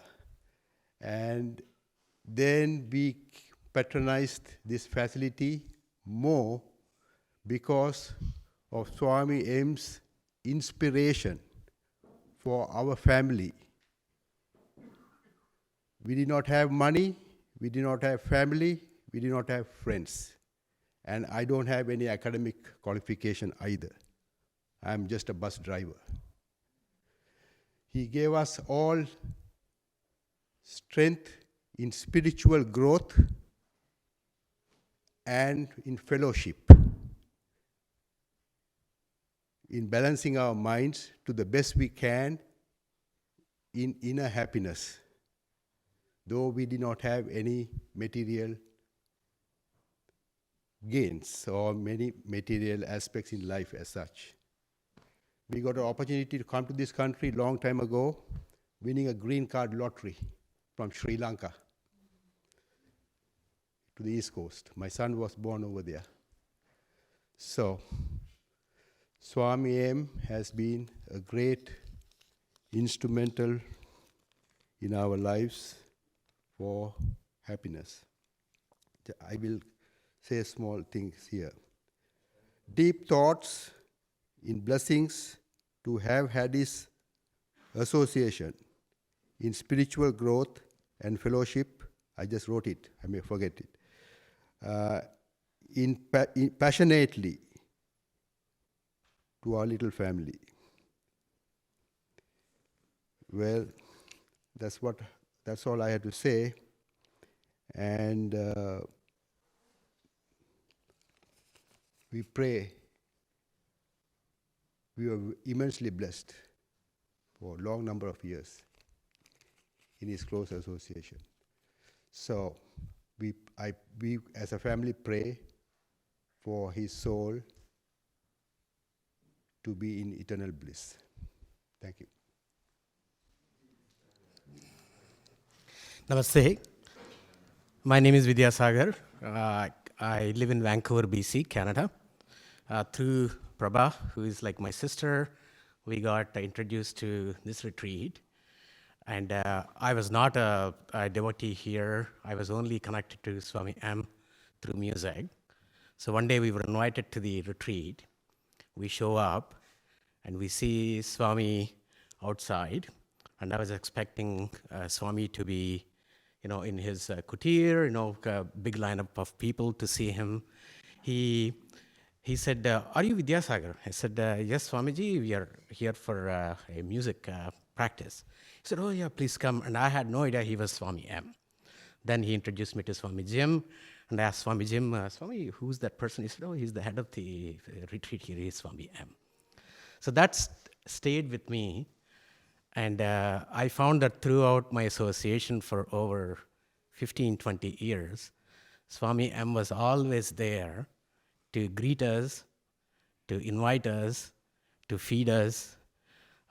In every way possible, he made every visit here the best days that we ever had. So we thank him for that. Personally, I was, after I got to know Swami M, I used to have all these questions for him. And I used to seek his time and say, "Swami M, how about this? How about that?" And I had crazy questions like somebody else was saying before. Swami M never discouraged me from asking questions, no matter how silly they were. Then one day he found me quite confused, and I kept asking him a lot of things that I wasn't able to understand. And he said, "You know what? I will tell you a joke." And he said, "Do you know about this dyslexic, insomniac atheist who stayed up all night wondering if there was a dog?" I laughed for a bit, and I said, "Swami, that's a great joke. What lesson could I take from here?" He said, "You're like that. So you are asking questions with so many complexities, so many layers, that I don't think you will ever come out of it.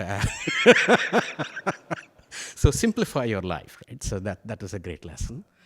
I used to bring all my children, and we had lots of music students who used to come here, sit and sing for Swami and for our practice. He taught them basketball. He made them expert paddlers on the boat. He showed them all his mementos. He used to explain where they came from. And no matter whether you were a 10-year-old, 15-year-old, 50-year-old, or 60-year-old, he engaged with them at their level. And of course, he played all his board games with all of us and the coffee. So we remember Swami M as an inspiration, as a guiding light, a teacher, a great friend. And obviously the music was a great connection for all of us. So thank you for giving us an opportunity to speak here today. Thank you. Hi, my name's Saurav. I'm known as Chinku around here. I met Swami Manishananda in '87 as a kid, and he immediately saw how much I loved the lake and fishing and outdoors, and he connected with me through that. Tried to teach me basketball, but I wasn't very good. But one of the best things I got out of Swami Manishananda is he taught me fishing, first of all, and then we went on an Alaska fishing trip, and some of you were on that trip too, here. And when I was a kid, he showed me all these pictures of hundreds of fish they caught, and all the great fishing and this and that. And we get there, and I think I caught 4 fish the first day, and then 0 the next, 0 the next, 0 the next, 0 the next. And I would say it was the most successful fishing trip of my life, because he taught me so many valuable lessons about patience, about having a good time no matter what the outcome. While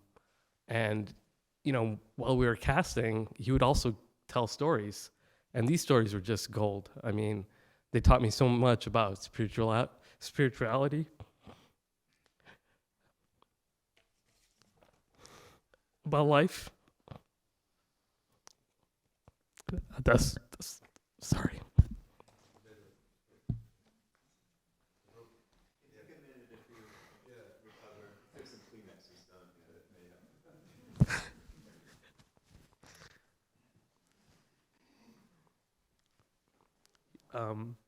So yeah, what I was saying is he was an incredible person who really cared about everybody, who came down and just taught everybody so much about, Thakur, about Vedanta, about life in general. And for that, I'm, just super grateful. Hello, my name is Alyssa Oliver, and I met Swami Manishananda when I started coming to the Seattle Vedanta Society with my husband Andy in the late 90s. And although there are many of you out there who knew him much better, I knew that if I came up here, I could get a Kleenex, and so it was the easiest way. So I just would like to share really quickly that some of the things that I really, really appreciate about Swami Manishananda are, number one, I really loved how he talked about his mother. So often he spoke with such fondness, and you could just see that really special love and appreciation that he had for people who were loving and nurturing. And I also really appreciated what a good translator he was for Vedanta to people who hadn't grown up in a cultural context that would make it easy to understand. One of the ways I think that he did that, Andy always told me, when I would kind of look at Swami's way of talking and being, that it was very important to him to hold on to kind of the heart of the matter and not, the trappings or the fluff. So, he didn't, chant in Sanskrit, in front of me at least, right, for hours. He was so genuine and humble, as I've heard. And that's another thing. I think, just the fact that almost everyone who has spoken has said almost exactly the same thing just says how consistent he was. And consistency, I think, comes from practice. And I think that's the last thing that I really appreciated about him, about how, he showed that, as I do, so I am. He really was his practice and as a human. And I know a lot of people were very, very close to him, that he was an uncle and a brother and a son. And so my heart goes out to you, because I know how special that relationship was. And I know a lot of people watch their children grow up with him. And I regret that I didn't avail myself of his teaching more often, but he absolutely was one of those teachers who I was told to look for, has what I want, he has what I want. And so I just feel inspired and encouraged today to keep looking for those teachers and put myself in their company. So thank you so much. Hello, my name is Greg Fields. I met Swami in 1980. I had just joined the monastery in San Francisco, and I was sent over to Berkeley to pick him up to bring him to our center. He is coming after Swami Vividishananda passed away. And the thing that struck me meeting him was his intense inwardness. He had this look of real depth and inwardness of mind. And as I got to know him over the years, there's two aspects of him that really stand out to me. One, he was an ideal monk in Swami Vivekananda's version of what a monk should be. He could do anything. He could work pouring concrete. The next minute, he could talk to you about spiritual life. He could then sing a song, cook a meal. He could do anything. And he did it with intense sincerity and intense earnestness and love and joy, as you've all been hearing. Secondly, for me, he was a lifelong, deep, deep friend, probably the closest friend I've had in this life. We went on countless camping trips together. We wandered. I've spent many a night in a tent with him, sitting around a fireplace, also with Ashi. We've had quite a few adventures with Swami M. And he always had a steadiness and a cheerfulness and a deep love for even complete strangers. I would see him sharing that scope that he used to use on hiking trips to show people a distant elk. He would help anybody in need. I've personally heard from his voice how he helped. He would ask me never to share this with people, but he helped countless people, even financially, with some money that he had received from his father. He helped people go to college. He would quietly give. He was the embodiment of the quiet giver. Another thing I want to share, which he had told me not to share with others, but now that he's passed, I think some of you may have heard this story, but when he was a teenager, he had this intense urge to live in the wilderness and practice meditation. We call it, you could say it might be some scars from past life, whatever it is. He had that urge. I think he had read a little bit of the gospel. He found out from his family that they owned a property in eastern Washington that the family had owned, but no one had ever been out to. So he researched the deeds. He took some supplies, went out to eastern Washington, and for 2 years he built himself a cabin in the woods and meditated nonstop.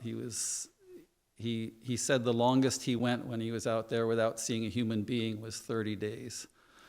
He told me that at one time while meditating, he had a very, very profound spiritual experience, and he said the bliss of that he'll never forget. He told me every single day of his life he would remember this experience. And when he came back from Eastern Washington, Swami Vividishananda looked him in the eye and could tell immediately. He said, "You've had a very profound experience, haven't you?" And he invited him to join the monastery. That was kind of the root, I think, that sustained him all through his monastic experience. I think that's the source of much of his love and his wisdom, was those days in solitude as a 18, 19, 20-year-old in a little cabin that he built for himself in the woods. Anyway, I just want to, as we all know, he's so dear to all of us, profoundly dear to me, and I feel incredible gratitude to have had his company in this life. Thank you. I'm Aniruddha, and me and my wife have known Swami Manishananda for about 15 years. And like you all, every time we have come to the retreat, we have experienced love and inspiration.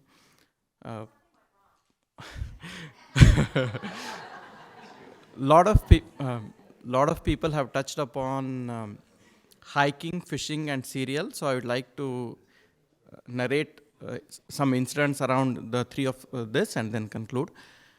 So hiking, we went on a few hikes with Manishananda, me, my wife, Elora and others, Sunandaka and others.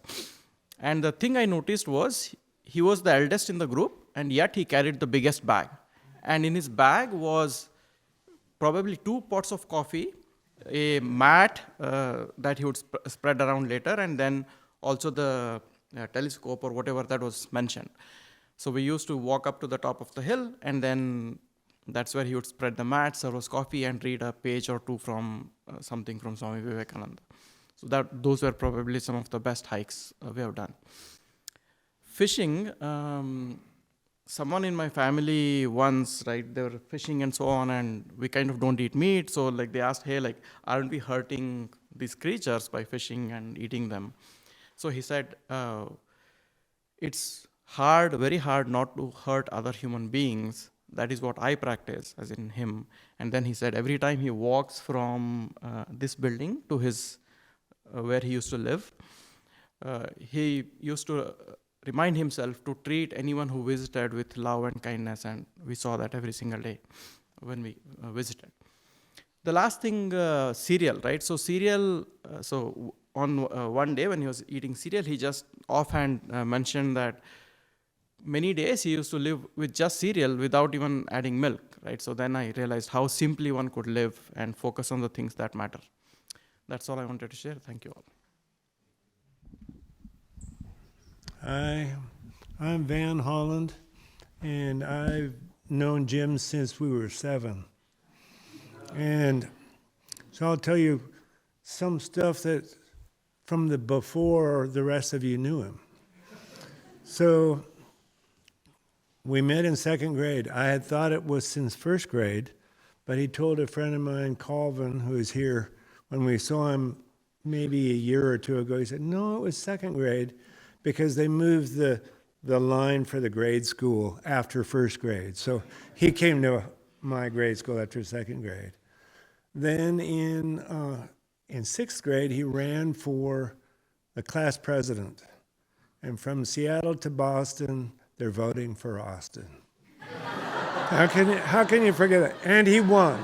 He won. And his opponent was Sharon Jackson. I've seen her on Facebook. I sent her something telling her about this, and I thought she might come to this. So then and we were in Boy Scouts in 7th or 8th grade starting, and then Explorer Scouts. I got kicked out of one scout troop, so then I joined his scout troop. And we were in Explorer Scouts together, mountaineering, and we took German in 7th grade. We started taking German. We had to do a skit. It was 7th or 8th grade. And so we're in Germany. We took a kayak across this lake and climbed a mountain. Just totally Jim. You can all imagine him doing that. And then in 9th grade, we were in the only time I was ever in any performance, like a play or something. We were in the Mikado. And that was 9th grade. And I have a picture of it. It's in a book at home of all the kids who were in that. But it's totally memorable. And then in high school, the only time I was ever on stage performing was with Jim. He played the guitar, which I'd been in Germany the year before, so I didn't know that he even played the guitar. And I had taught myself to play the harmonica, so we performed a couple of Bob Dylan songs. I never sang in front of anybody, but I was backup singer. So I'm playing the harmonica and singing. But when I saw Jim, maybe the second to the last time I saw him this last fall, I was there with Ashi and Scott and Ben, and he pulled out the guitar, started playing. He was talking okay, but when he started playing the guitar and Dylan songs, it was all back. He was totally together. And the last thing I wanted to say was I lost track of him between college age and my 40th high school reunion. But after the 40th, and then especially after the 50th, I started visiting a lot. With his downhill slide these last few years, he talked about going out on the basketball court on Capitol Hill. These teenage kids were there, and they said, who can make the most free throws in a row? And one kid made, say, 8, and another maybe 12, and another 15. Jim hit 71 in a row. So that's my friend. I love him.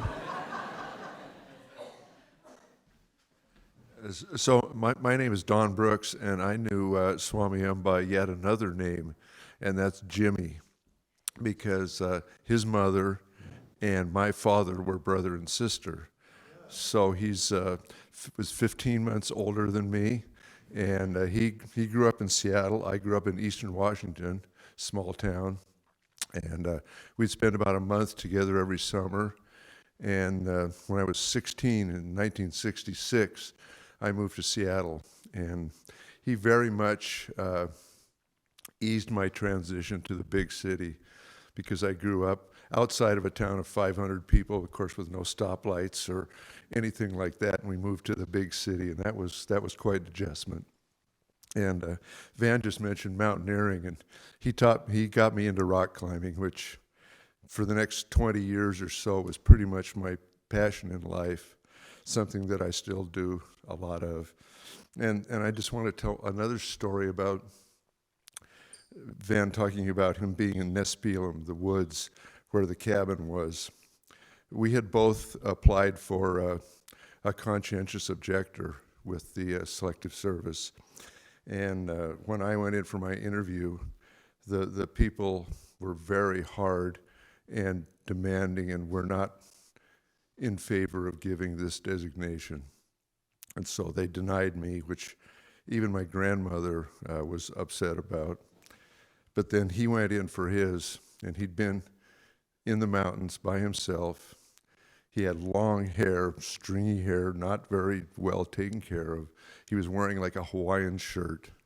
And he went in, and just his conviction, and the conviction and grace that you all know, just, they said, yes, absolutely, no question.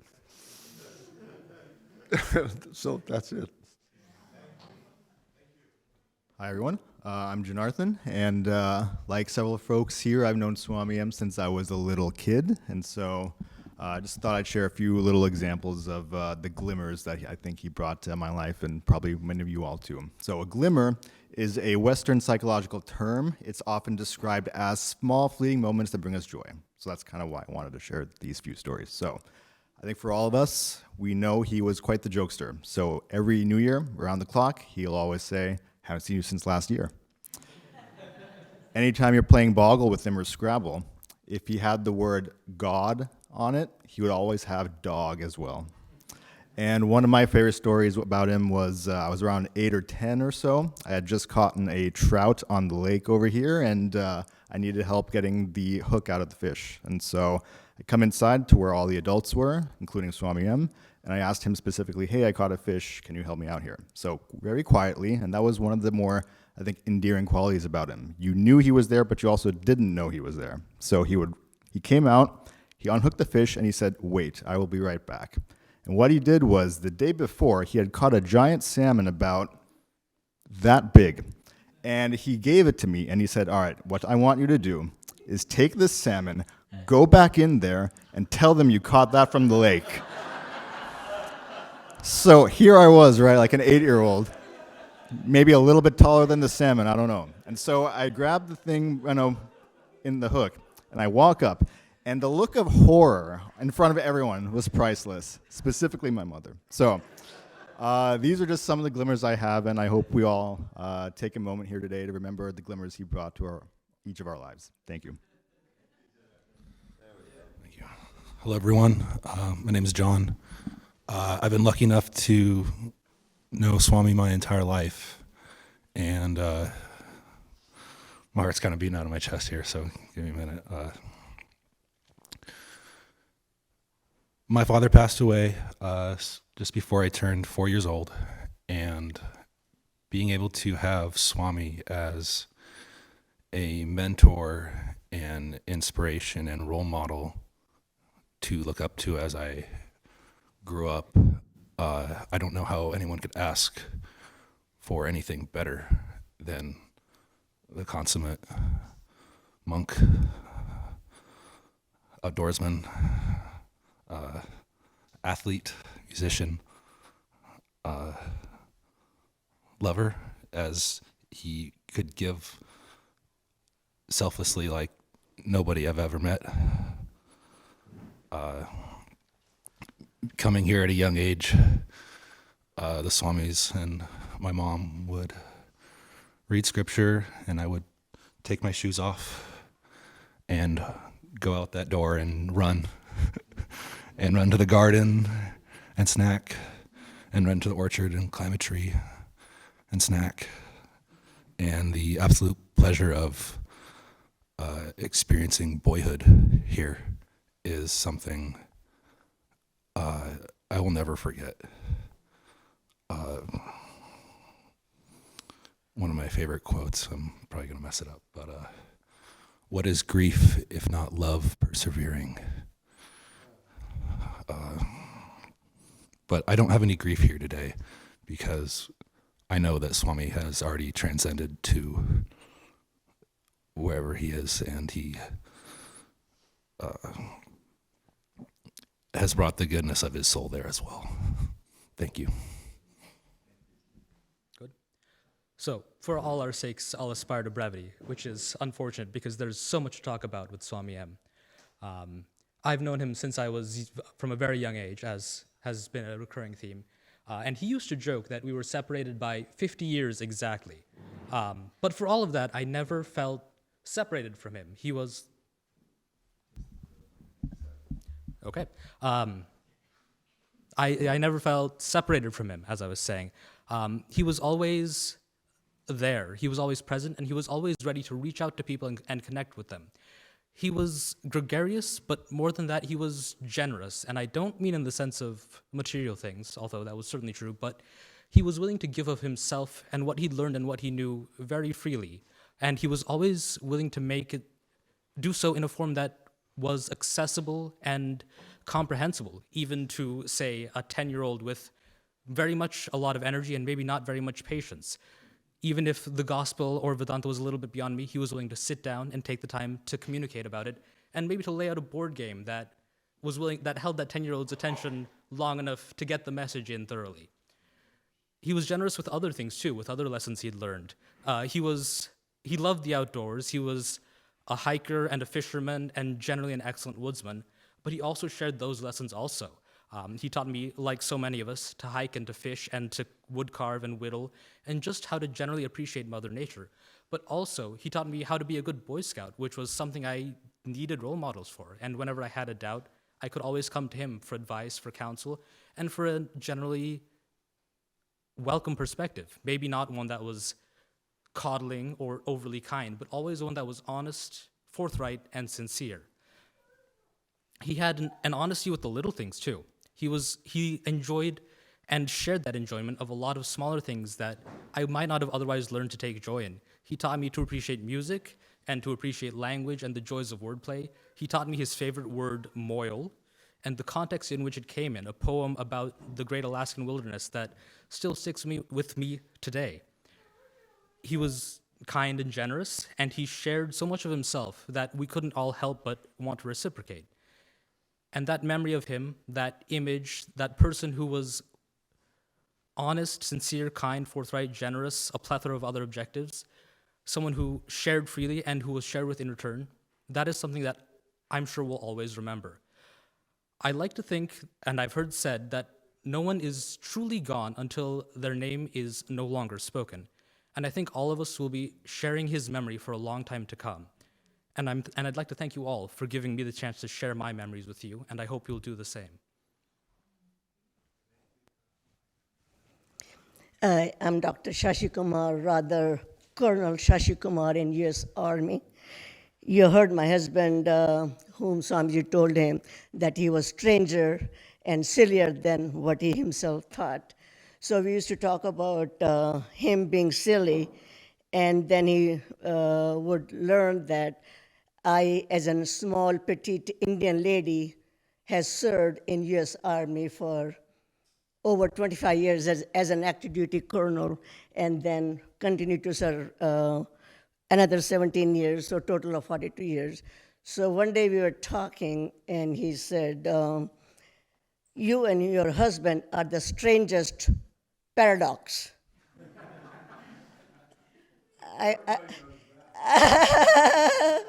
So I said, what is Swami Manishananda saying?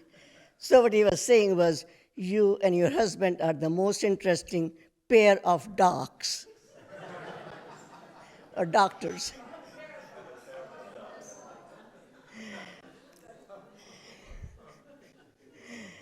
And I'm going to keep it very short. Another story I want to share is during our attachment with the center since the 70s, we used to have a lot of get-togethers where we would bring food, cook food, and bring it to the center. And I became good at cooking samosas and gulab jamuns that I would bring to the Vedanta Center. So one day Swami Manishananda says, I bet you are the only colonel in US Army who can cook samosas and gulab jamuns and bring it to the center. Just like everybody else has said, Swami Manishananda who was a big inspiration to me and my family. Thank you.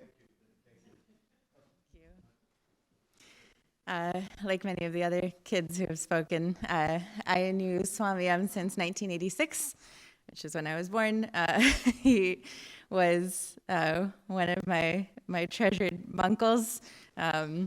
He often, I also had the honor of performing, someone else mentioned that they performed with him with the harmonica, so I had the honor of performing with him as Raka and the Munkles when we would sing at, was it St. Mark's Cathedral? Or, we would perform in this interfaith gatherings. Yeah, Swami would always joke that, everyone else had to come to Seattle, but, we both had the good fortune of being born in Seattle, so, we chose the right place. I also have one memory of Swami attempting to teach me how to fish, and then he was kind of standing behind me as I kind of reared back with the rod, and I caught him. I hooked his hand, so then my mother had to dig the hook out of his hand. So that was the end of my fishing career. He also taught me how to play basketball. I remember playing, again, like Chinku, also I was not good, but we played horse, I think. That's the only time I was active as a youth that I recall. Yeah, and we would go hiking. He took me up Mount Pilchuck, and I remember there was one day we went and it was pouring rain and freezing, kind of like this morning, and I was just running down the mountain, and I remember he was kind of congratulated me on how quickly I was going, but I was just trying to get back home because it was so miserable, but I really treasure those memories. Yeah, and even he taught me how to play guitar, so every time I pick up the guitar, it's I think of him. He taught me my first song, which is Diamonds and Rust by Joan Baez, which is it would often be the first thing he would kind of play because it has this really nice melody, and I do the same thing.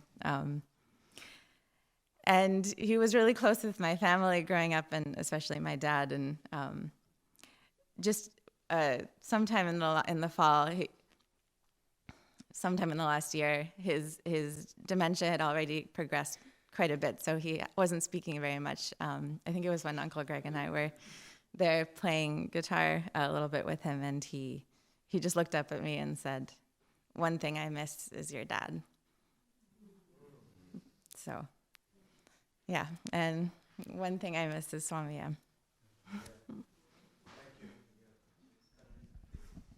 Hello. I've never spoken in front of a crowd before. Swami was everything to me.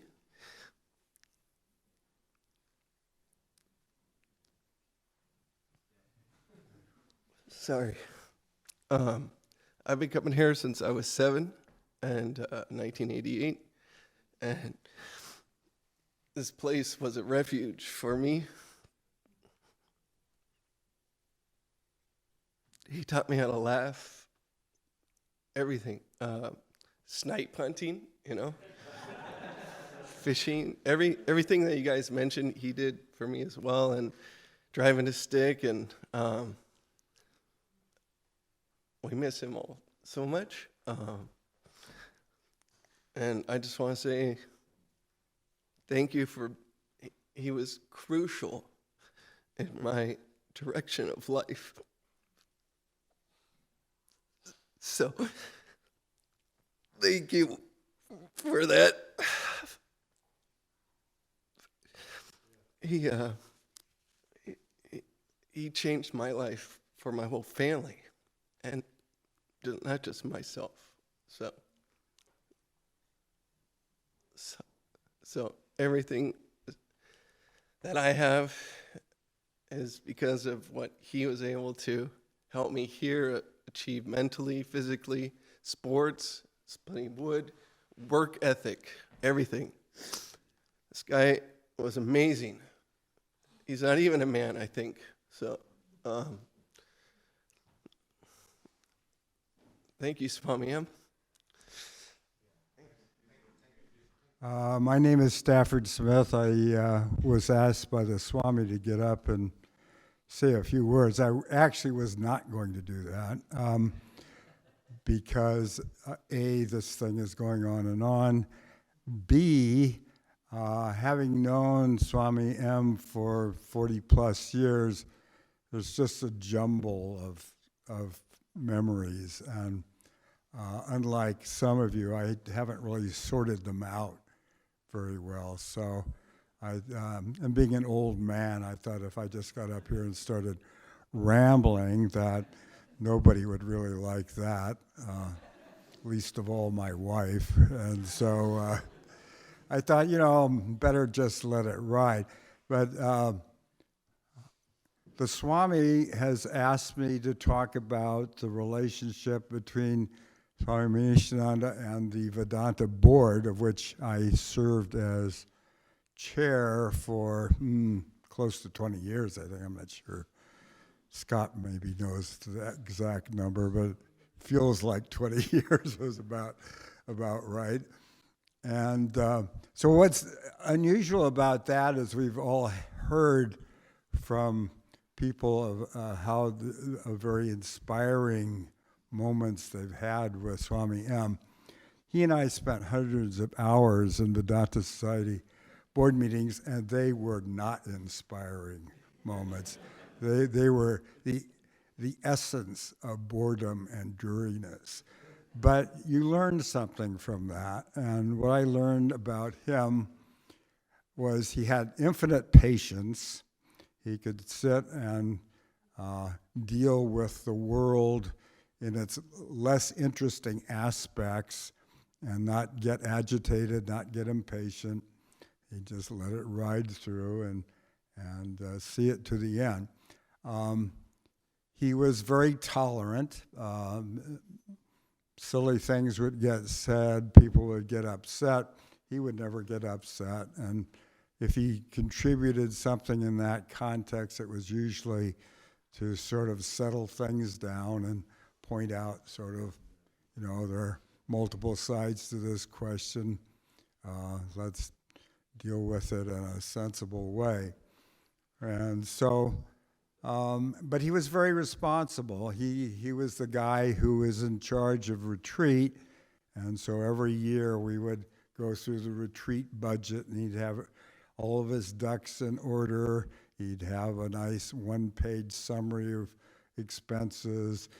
Basically, he'd say, we don't need any more money this year than we did last year. And so it was all very simple and orderly. So he was very efficient in his quiet way. You wouldn't necessarily see efficiency written all over him, but when he had to do something, he went about it in a pretty systematic way. And so I learned to appreciate that. And I also learned to appreciate it that he didn't open his mouth unnecessarily. He would mostly sit there quietly and listen to other people run off. And if he had something to say, he'd jump in, but he didn't.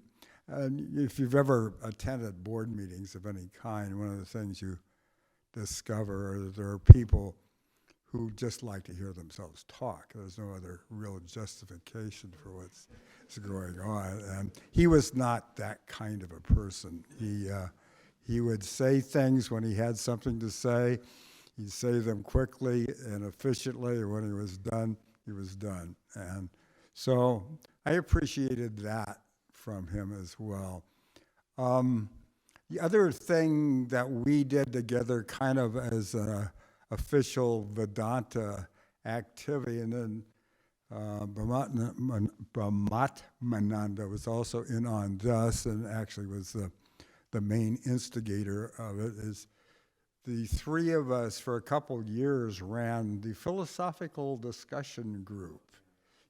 And this was one of the occasional attempts that we made to try and take our message to the public generally, and thinking, with naive optimism that there was actually some market for,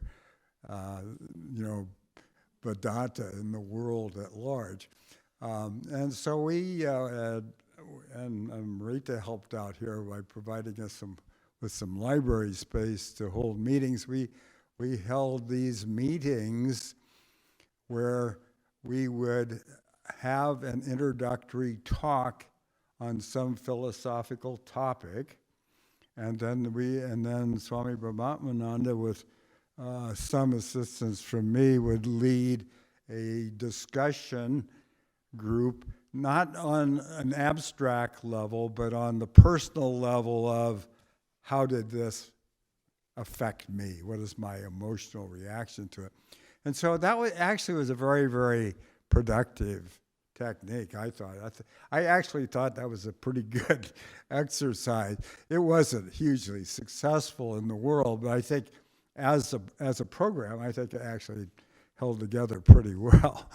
And so Manishananda was the guy who was designated to give the introductory half-hour philosophical discourse. And so he would prepare some little capsule of philosophical information and give a systematic introduction to the topic. And he was really good at that. That was something he did extremely well. He had a real capacity to take complicated things and boil them down to some essential principles, and then state those essential principles in kind of everyday terms, and enliven it with a few jokes here and there. And he was very, very good at it. And that was a very enjoyable process, I thought, just as a participant in it, even though it didn't really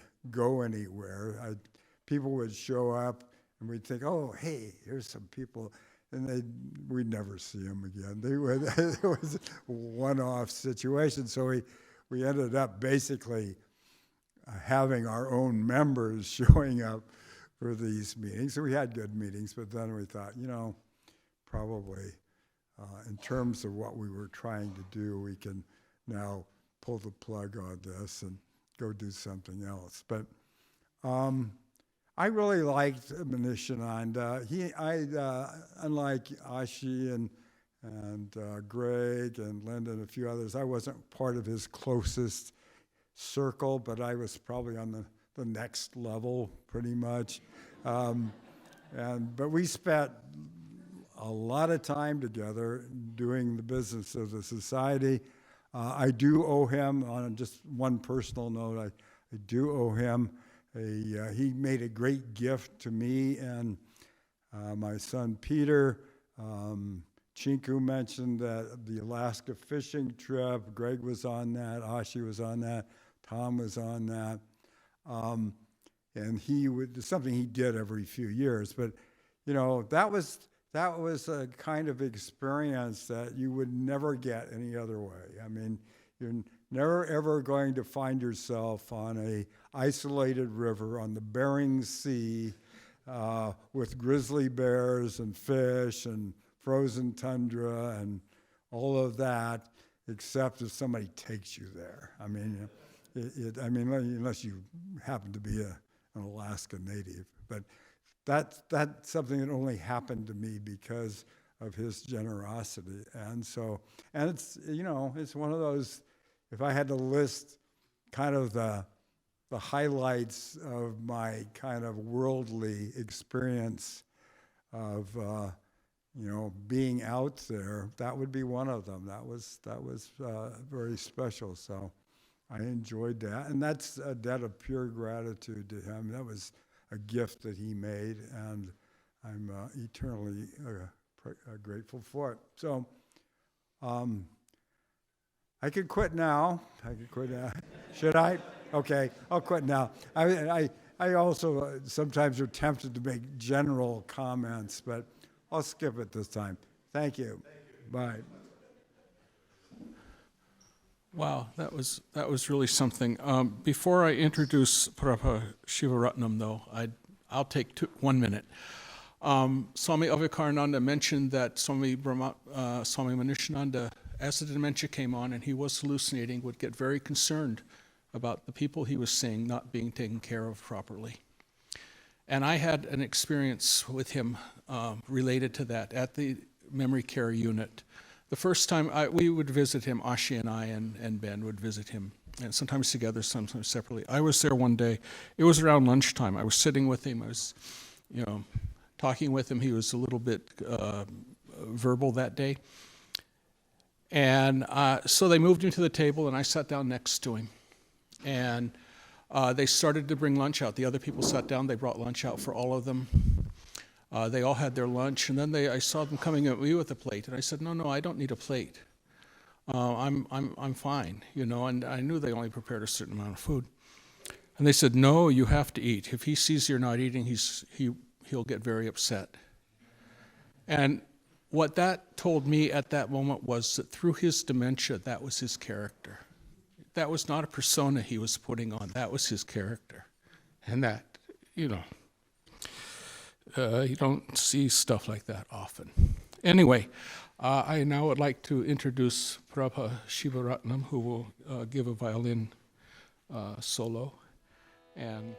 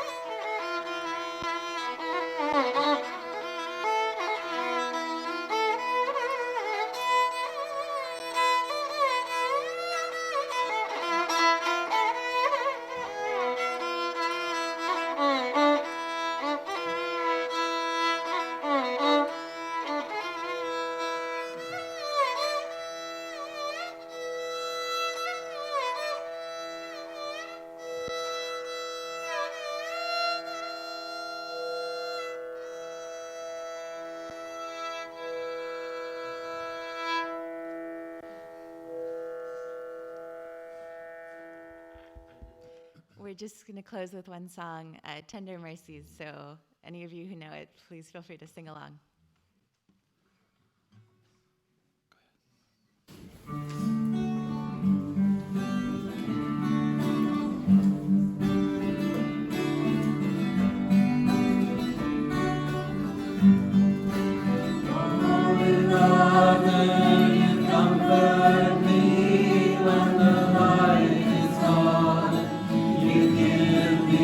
Eyes to see.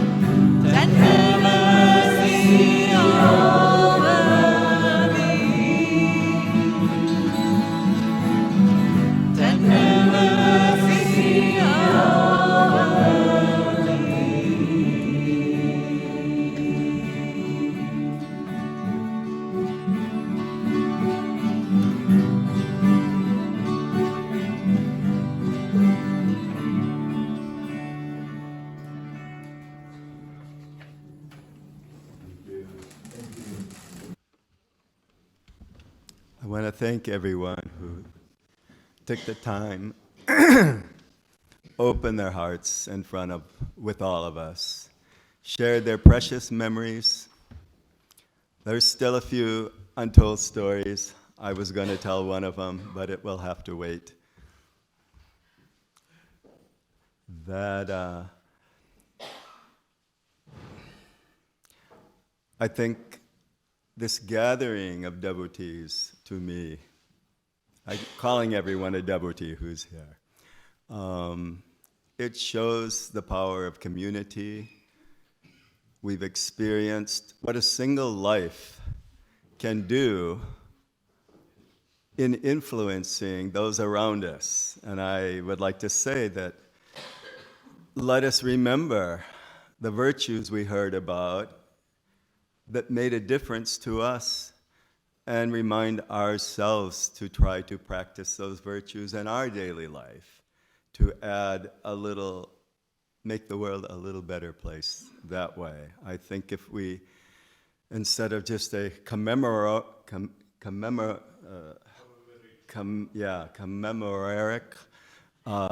event, let us have a learning event too, and something to try to remember.